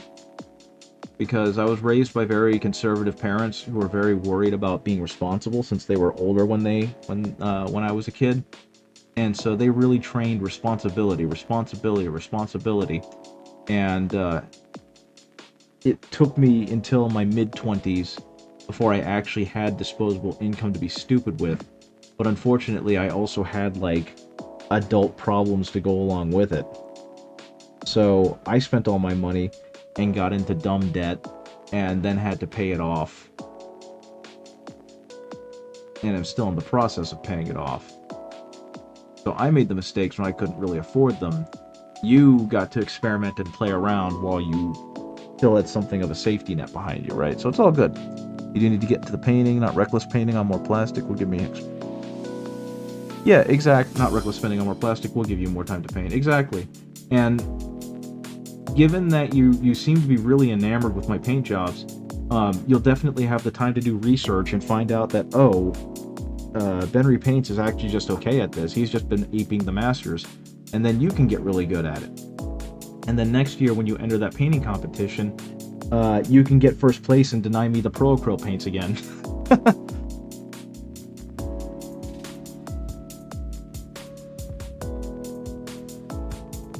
But yeah, my mom started making me work immediately after school or I would have been out of the house. That's fair. I still got to prime my nids so I can paint this weekend. I mean, it is good that your parents made you get a job, but at the very least, they made you get a job with the contingency of you're still living here. You know, they didn't want you to just probably sit around and play video games all day, which I completely get. So Yeah, you had to get a job immediately, but you didn't have to pay, like, most of the bills that come with getting your first job. I've already gotten my chosen model for the contest, too. Fantastic. But yeah, since it's next year, that's quite a while from now. There's going to be a million other things to pop up and come out and be released. So, while I want to say that I want to submit Horus Ascended as my model for the competition, I have no idea what's going to happen between this year and next year. Another model might come out that'll just completely blow my socks off, and when it does, I might decide that's what needs to be painted. So who knows? I mean, what are you planning to make your competition piece? I'm legitimately curious.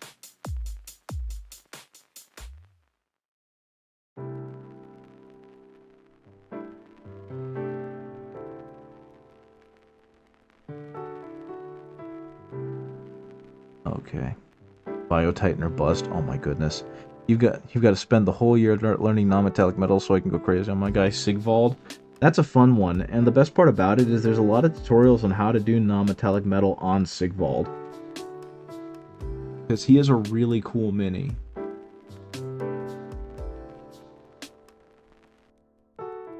Get yourself a big ol' cup of Slanoosh.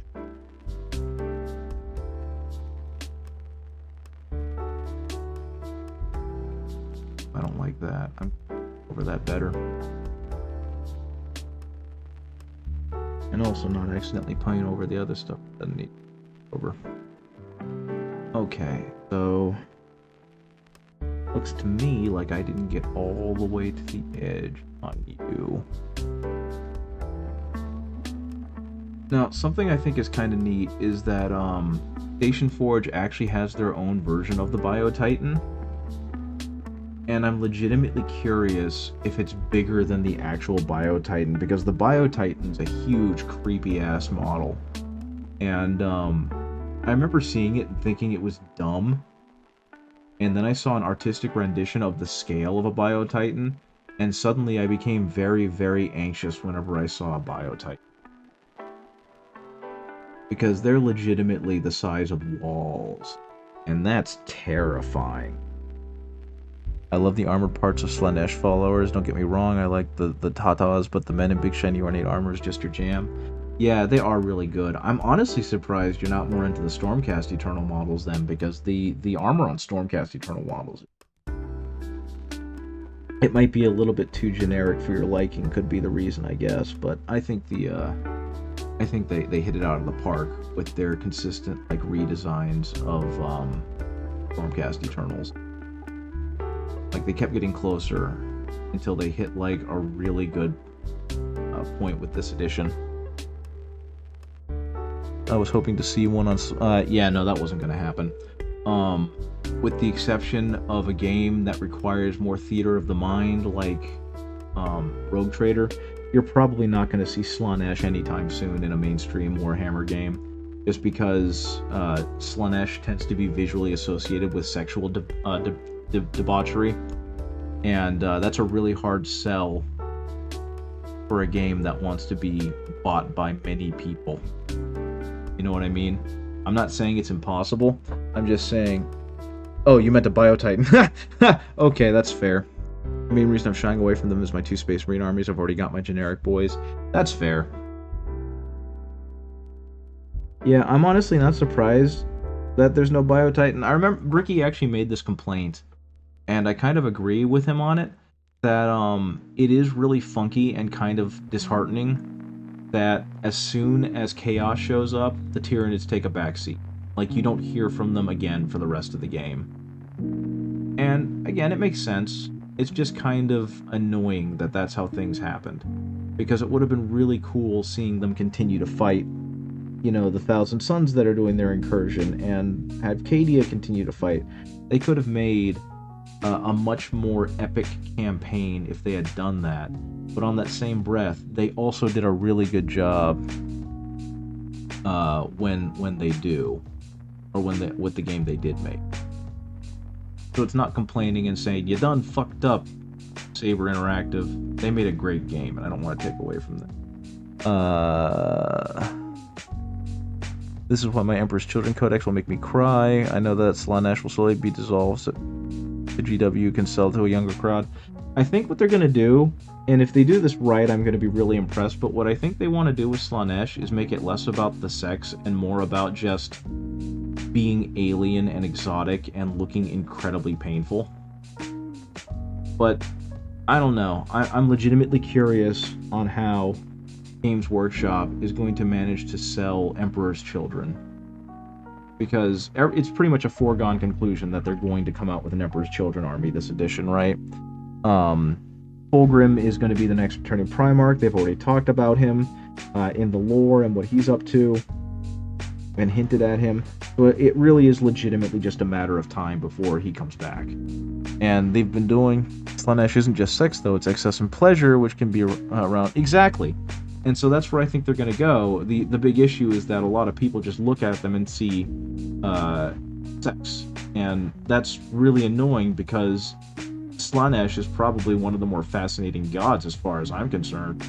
Simply because they do represent the extremes of human experience, you know? Of course you know. You're excited to see Slaanesh. You know better than I do. So my hope is that they kind of pull a Vampire the Masquerade or whatever, and they kind of edit them to be a more mature rendition of that drive to consistently reach that next high. I think they should full send the depravity, full send the perfection and pain, torture, excess. Yeah, exactly. That's what I want to see. I want them to keep the grimdark and get rid of the useless edgy. Because they can do truly horrible things, but still manage to keep the game palatable for a slightly younger or more sensitive, more sensible generation of players. I don't see any need to continue to push the edge. There's plenty to do there. But at the same time, I also feel like consumers of Games Workshop need to realize that it is meant to be a grim, dark universe, and bad things are going to happen, right? I don't know. Wait till people find out how new Chaos Space Marines are made. Yeah, I mean, wasn't that very specifically the one, like, what was his name? Hansu? What are they called? Forge Master Hansu? I don't remember. But yeah, like the Demon Kielbasa was a very specific thing. I didn't think that was like, this is how they're all done. So we'll see. As with everything else, it's a we'll see. Honestly, I haven't been too disappointed in Games Workshop's decisions so far, with the knowledge that they're a big company that needs to make money. And especially after hearing about their last stock report thingy, and finding out that a lot of their expenses are legitimately just electricity. It's like, oh, I get it. You are a large, greedy corporation, but you also have to pay the bills.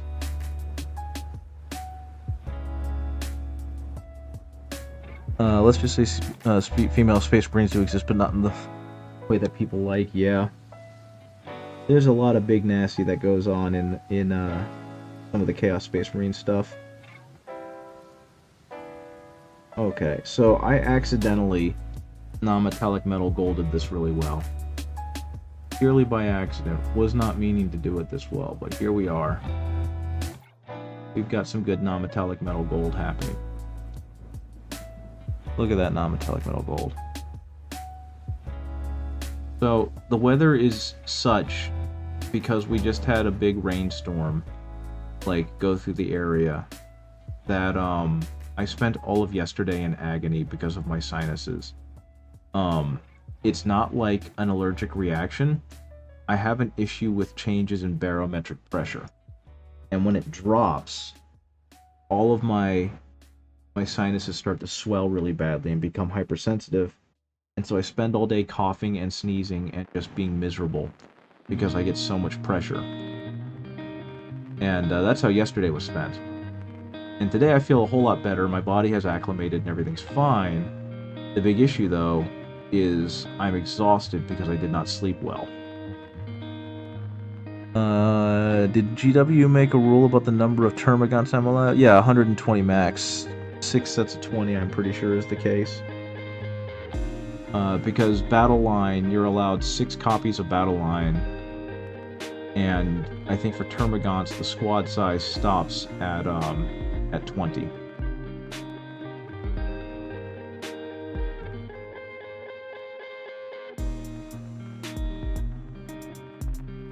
I'm pretty sure that's the case, at least.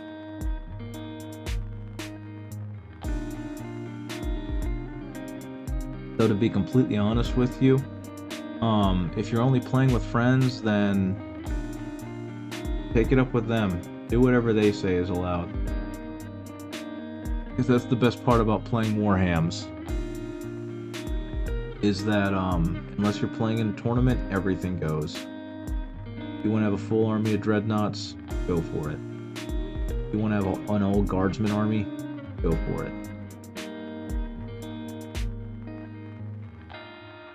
Easily one of the best parts about the game is that you can do whatever you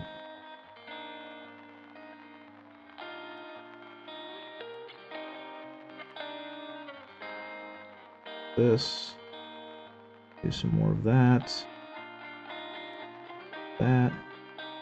so every time I mix in to make this gold, this deeper golden color, I've actually got to remix the orange brown that I was using so I can get the right consistency and color. And so what I'm actually doing here with this is I'm trying to get a warmer gold than what I had on the other arm, because I realized that I didn't like how dry the gold looked, how pale the gold looked on him. And I fixed that on the other one by adding some Seraphim Sepia. But with this one, I wanted to make sure it came out good on the first try. And right now, it's looking pretty solid. I think that's a good looking gold, and it's only going to get brighter from there. Because right now I'm working with like a brown, orange, yellow. You'll have to check out Best Buy. I'll just tell them their recommendation. You're going to have to go online and apply there, because they don't do in-person applications. And you can use me as a professional reference. I'll definitely allow that. What's going on here? Sorry, I got a message. A cat swaddled himself. What a silly boy. I want to bring my Purple Orc army to a tournament, but the keep saying empty bases don't count. I just said they're too sneaky to see. I mean, if you put terrain on them, they'd probably accept it, right? Maybe. Maybe. Maybe not. I do love that silly joke about orcs. The purple and the, you know, ever seen a purple orc? It's great. Who would win, a purple orc or an alpha legionnaire? Question for the ages right there. Or even better, a purple orc or a space marine from the 2nd and 11th Legion? Who would win? Who would win? A purple orc or Corvus Corax? Or Kavon Shrike? Or whoever the guy is. I don't know anymore. I'd probably just try and buy him off me. That's fair. I mean, hey, then you'd make some money. Money good. Okay. Get a little bit more brown into this. Speaking of purple, get a little bit more brown into that purple. And next, now that these are good, I think what I want to do, actually, is very gently, try not to break anything, paint the bullet.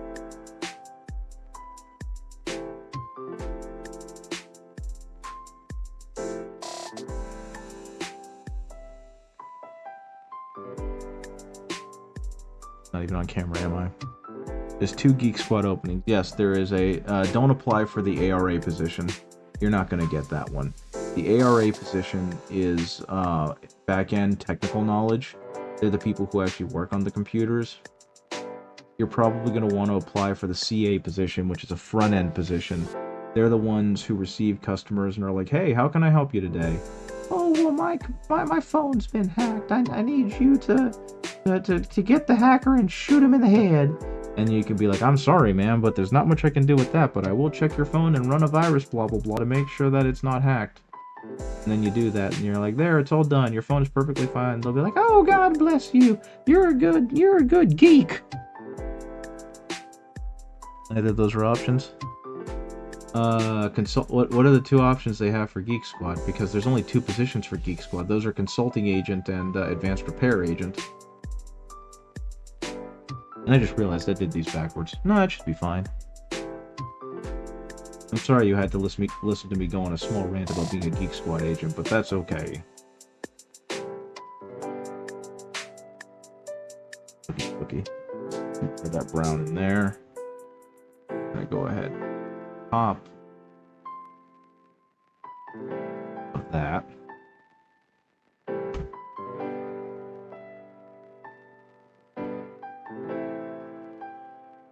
A bit there. But can you build your own PC? Welcome to Geek Squad. Close to it. If you can do that, they are going to like you.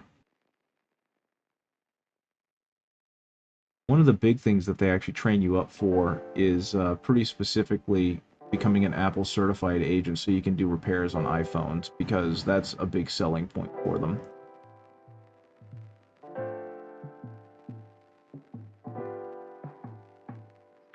But I mean, in terms of our store, a big thing they looked for at our Geek Squad was whether or not you were the right character to fit in, because the manager there really does try and emphasize having the right mindset. Just going based on, there's 3 auto tech agents, appliance delivery helper, and car electronics. Oh, those are all for like the garage. Those are technically Geek Squad, but they're not Geek Squad. Are you currently working on painting or building Horus? I was thinking of getting him sometime soon. Yes, I am, Horus 101. I was paid for a commission with Horus Ascended, so I'm working on Horus right now. And yeah, Magic D-Nut, they actually do want you to be what's called Apple certified, because they have a very specific operating procedure when it comes to processing their electronics and repairing them. And seeing how some of the other non-Apple certified techs repair Apple technology, I'm happy it exists, because they do an ass job. What it might be, Mommy Dova, is that they haven't posted the opening yet because they're trying to hire internally. So it may be a minute before it actually shows up. I don't know. I know that there was a guy on the inside who was working with like customer service who wanted to get over to Geek Squad, and he's definitely smart enough to, but his like technical knowledge isn't super great. Horse and Horus sound too weird to be used in the same sentence. Sell them a new one? In some cases, yeah. In a lot of cases, it's push AppleCare and then have them use AppleCare, because AppleCare is like their warranty insurance program, and if you buy it, it makes repairs really freaking cheap, at least in comparison to buying a new one. If they haven't bought AppleCare, then yeah, push them to buy a new one, because they'll save money that way. Okie dokie, what else am I working on? Tooth. Gotta make the right color. But yeah, this is the first resin Primark that I've done, and he's been a lot of fun. I'm really enjoying this. My biggest issue right now is just that the actual material is very brittle, or feels very brittle, and so I'm really scared that I'm going to break him. It hasn't been a problem yet, but it's just like, it's always in the back of my mind that I'm scared of touching the model the wrong way and having part of it snap off. You know what I mean?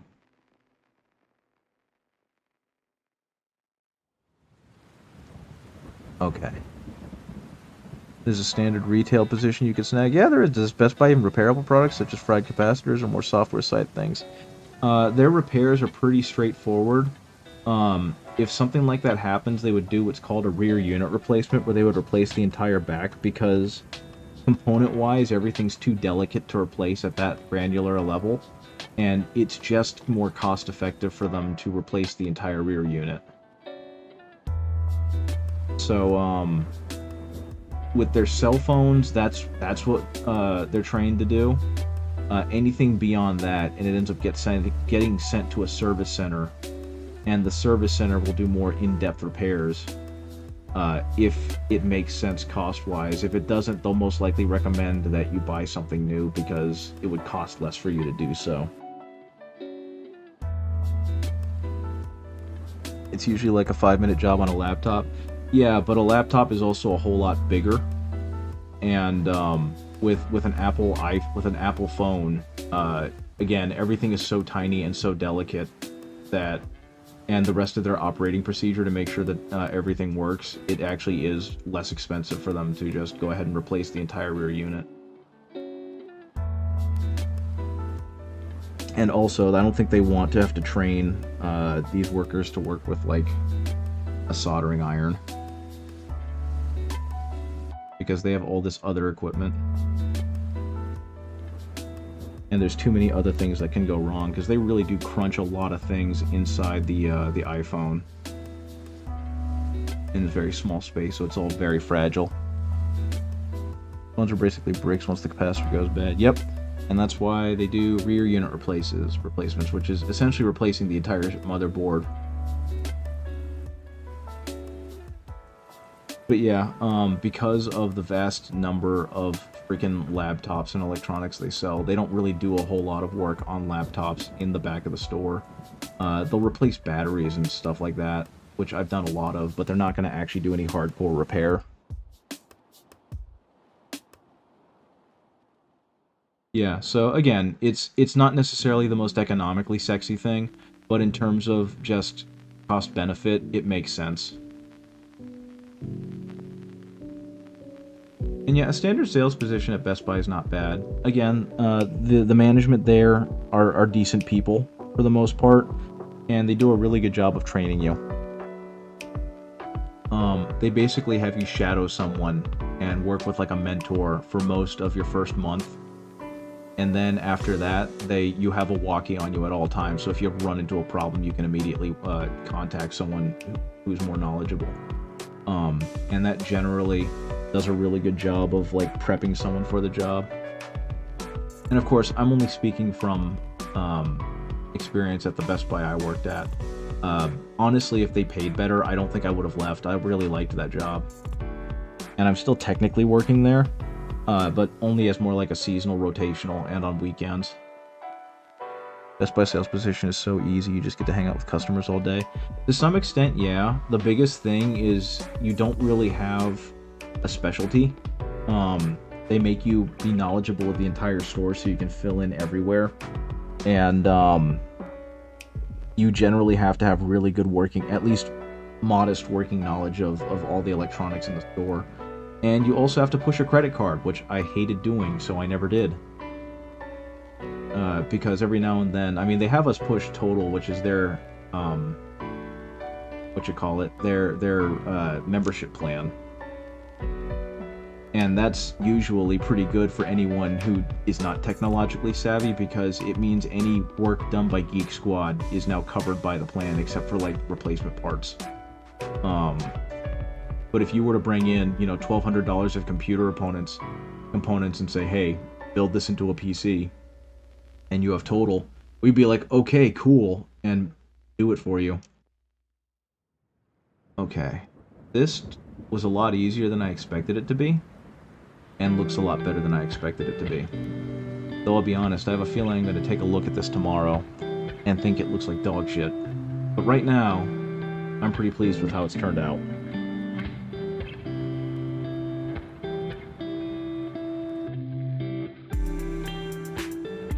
Because while it's not extremely clean, it's getting a lot of like the gold reflection in the right places.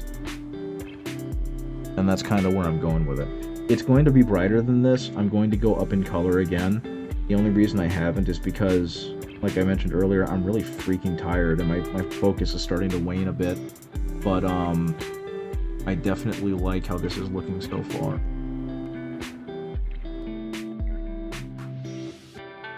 But yeah, I'm not going to try and push and say like, oh, Best Buy is great. It's a perfect place to work. It's really not. There's a lot of problems with corporate. But at the very least, the one in the town that we're in is definitely palatable in comparison to some of the other ones that I've been to. You gotta prep your paint station and eat dinner. Good night. Yeah, have a good evening. Thank you for hanging out with us. I appreciate it. I think next be brown and orange, and that brown and orange will help me make like a warm brass casing for the bullet. Do that. I'll hit it on this side too. Thankfully, I don't have to be super delicate stuff.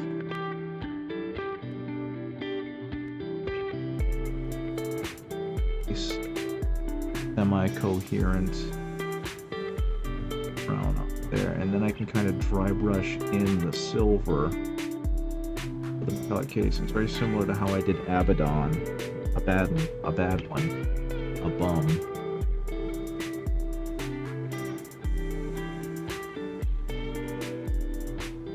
Go. There we go. One thing they are going to make you do, Mommy Dova, is they're going to make you do a video interview, and they're going to give you a bunch of questions, and you're going to have 2 attempts to answer them. They're not too bad. They're just kind of annoying. And then they're going to ask you the same questions if you make it to the in-person interview. They're probably going to call you and talk to you there. And then if you get past that line, then they're going to have you come in, do an in-person interview, where they're going to ask you a lot of the same questions.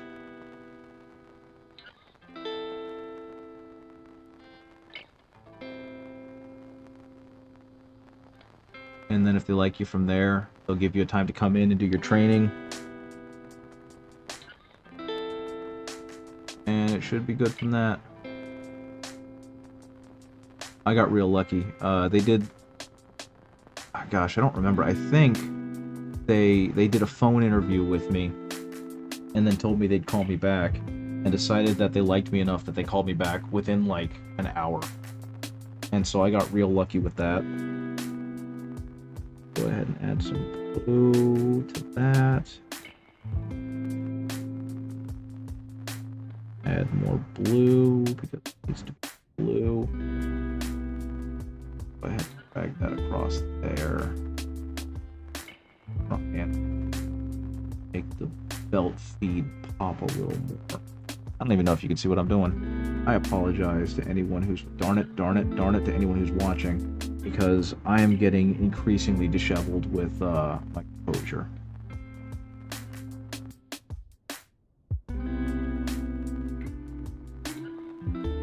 Go ahead and hit that part again with an orange, because that bullet needs to be the same color as everything else. There we go. Yeah, what's probably going to happen with this is I'm going to end up redoing a lot of this when I'm a little more awake. Sometime later in the week.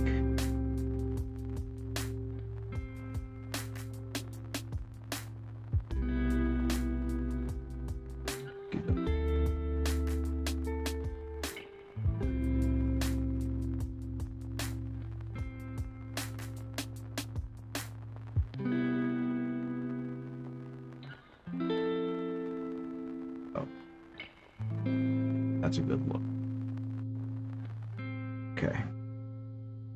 Brown to the orange so I can get that nice bronzy color for the casings. Or nice brassy color for the casings, I guess.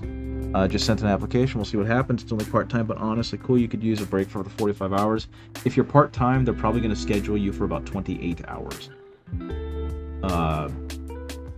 Which is fine. Like we've talked about, you're really not in any kind of economic pressure to really be working a 40-hour work week. I will let you know that you're not going to be insured, so that it for health insurance, so that might be an issue.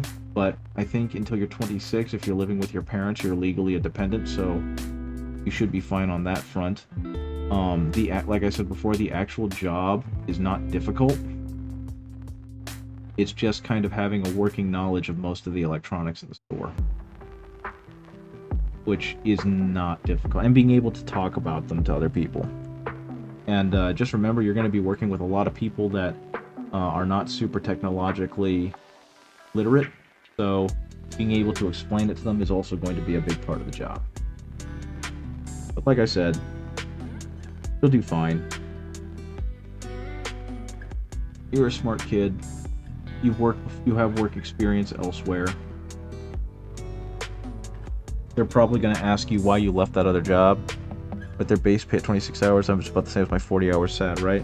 Yeah, that is kind of depressing. But I'm glad that you're basically, if you do get the job, you're going to have an upgrade. Because, like I said, job's super not bad.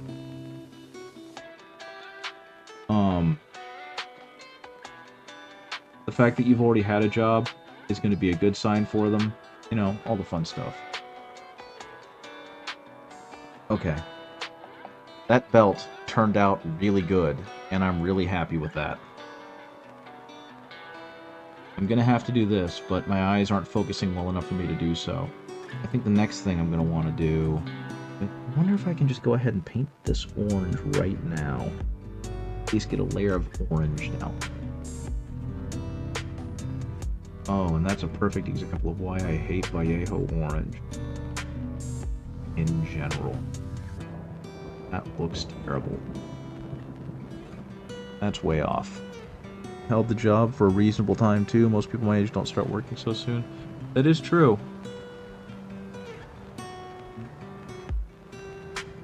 But yeah, like I said, your biggest thing is going to be your willingness to learn,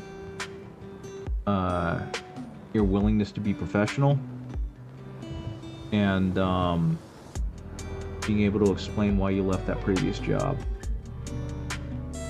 in a way that doesn't just sound like, I hated it so I left.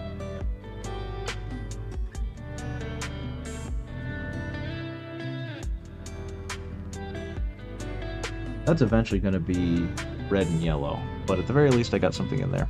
Well, from summer school to work, one big transition. Fair enough. Help. Yeah. Okay. This isn't done, but it's looking better than it did. And I can vibe with that. So, something I thought that was kind of cool that I didn't notice was on this model until I was messing with him is that he actually has a Luna Wolves pin or medallion on his armor to signify his time when, you know, he led the Luna Wolves and not the Sons of Horus. And I really think that's a neat touch that they added to the model, because it does show, like, where he came from type stuff. That to me is super neat.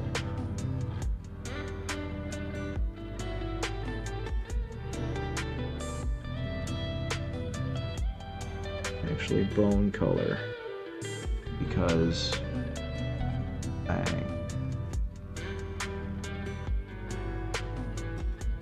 Bone color because fang.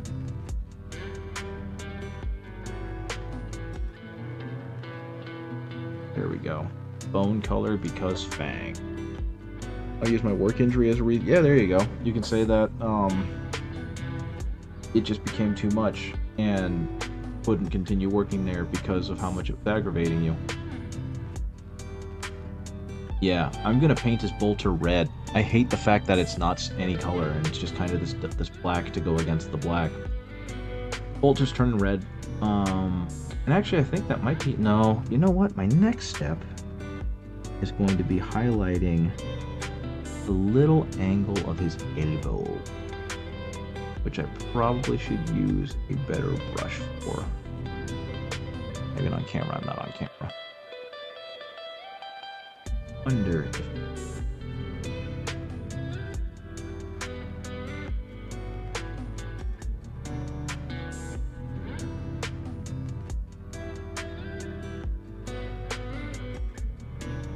I can work with that.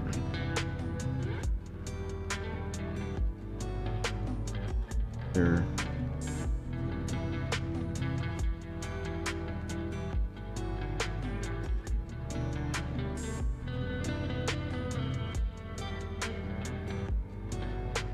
Brighter.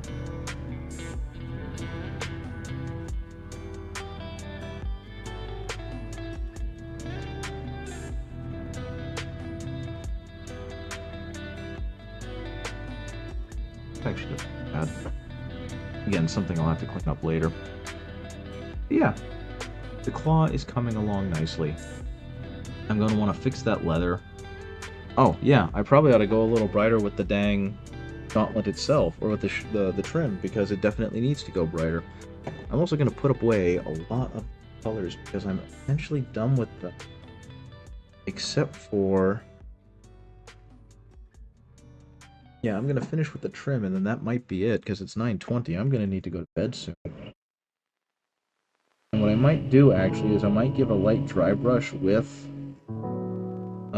I'm using Dorn Yellow as my Ice White. Ice White is just a really... Or Ice Yellow is just a really good color as like a warm off-white. And it's good for doing highlights and for adding into other colors to give them more of a warm, bright color. And so that's what I'm going to use him for, is to create kind of like the final shadows, or the final reflections, to really make this metallic pop, hopefully. Because like, I'm still not great at golds and doing non-metallic metals, but at the very least, I know something. Get some coloration out of it. And admittedly, a lot of it is coming from the fact that I've got this really bright light to help me find the highlights.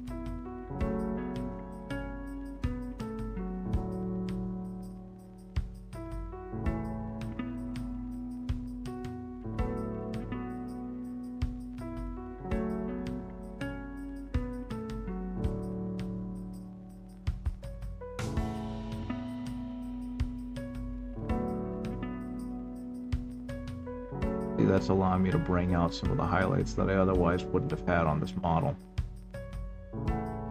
And again, it's not going to show up too big on the individual bits and bobs, but what it'll eventually do is all of it will kind of build together to really create a nice color consistency.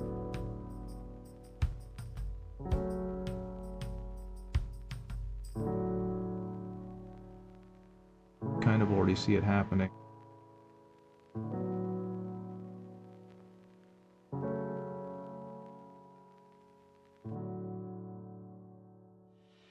There are now parts of the model that are getting highlights and edges that weren't before. I apologize for getting a little bit quiet, but I'm starting to really focus in. And honestly, the best part about this is so much of it looks intentional, when to be completely honest, it's not. I'm just kind of dragging the brush across it and seeing where it lands. And it's doing some great stuff.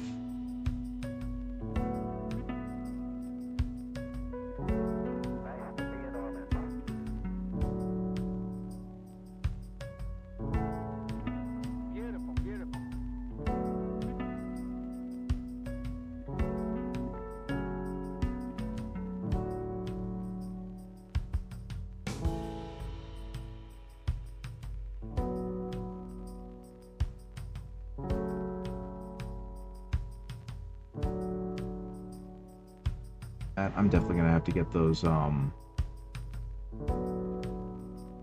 little decor on the leather, because otherwise it's gonna be a glaring point of omission. That's not gonna... Again, it's very minor, but the best part about these minis is the devil really is in the details. I think I've talked about that before quite a bit, but it rings so true. There's so much to these guys that when you don't do them, it doesn't destroy the mini's appearance, but it definitely does detract from the overall image you're trying to create. So having all of this sumptuous detail without being too noisy is something I think Games Workshop generally does pretty well.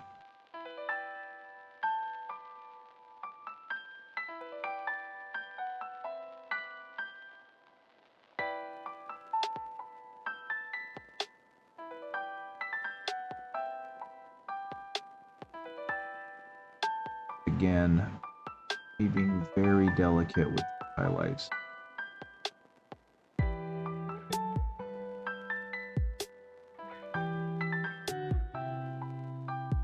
Okay. And yeah, this is turning out real nice.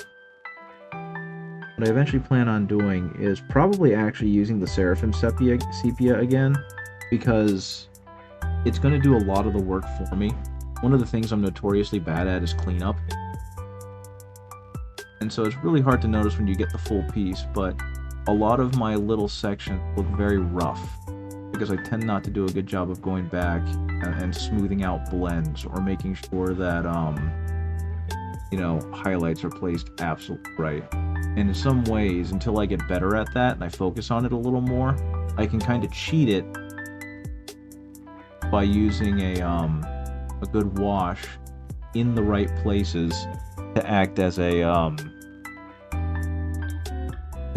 like a unifying color, that it doesn't create a perfect blend, but it definitely helps the colors blend together better than if I don't touch them at all.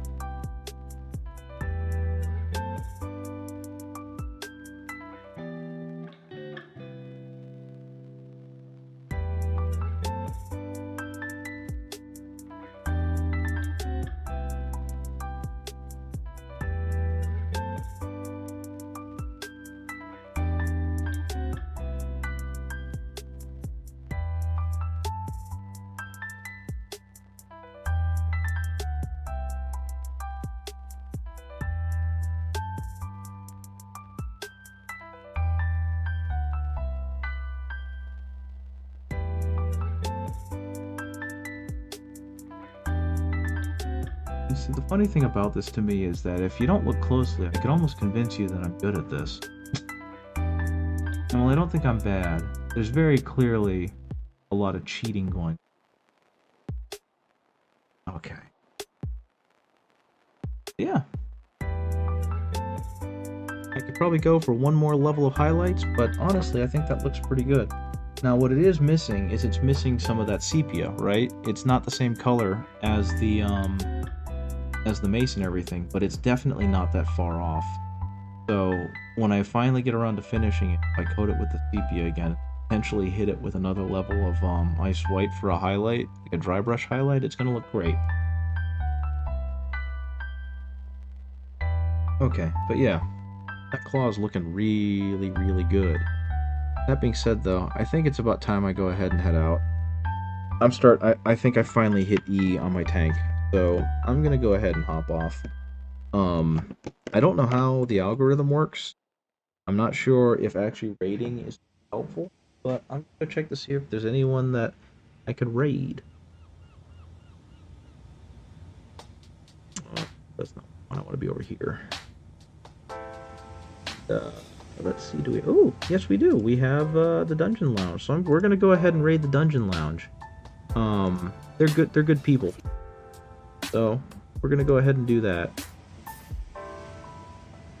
Yeah, they are. I'm gonna go ahead and raid them, and, say goodbye. And then I'm probably gonna disassociate until I have to go to bed, which will probably be like 5 minutes after I get off stream. So that'll be a thing. But yeah, I'm pretty darn happy with how this turned out. Like I said, I've got more work to do on the leather, of the little, you know, leather decor, because those need to look fantastic. I want to paint the gun red, I want to paint the eye red, and I got work to do on the claws. I think, as much as I want to go with just like a gritty look, I'm probably going to replicate the power claw that I did on Abaddon, and do something very similar, and go with the object source lighting thing again. But in the meantime, we're going to go say hi to the dungeon lounge. Let's see, it's on? Cool, fantastic. Backslash, where? The dungeon? The dungeon. Okie dokie, thank you so much for joining me, guys. I appreciate it. It was a lot of fun. I will see you later. I hope you have a good rest of your evening. I don't know when I'm going to stream next. It probably isn't going to be until next Tuesday, but when I do, I'll see you then. Okay, guys. Bye-bye!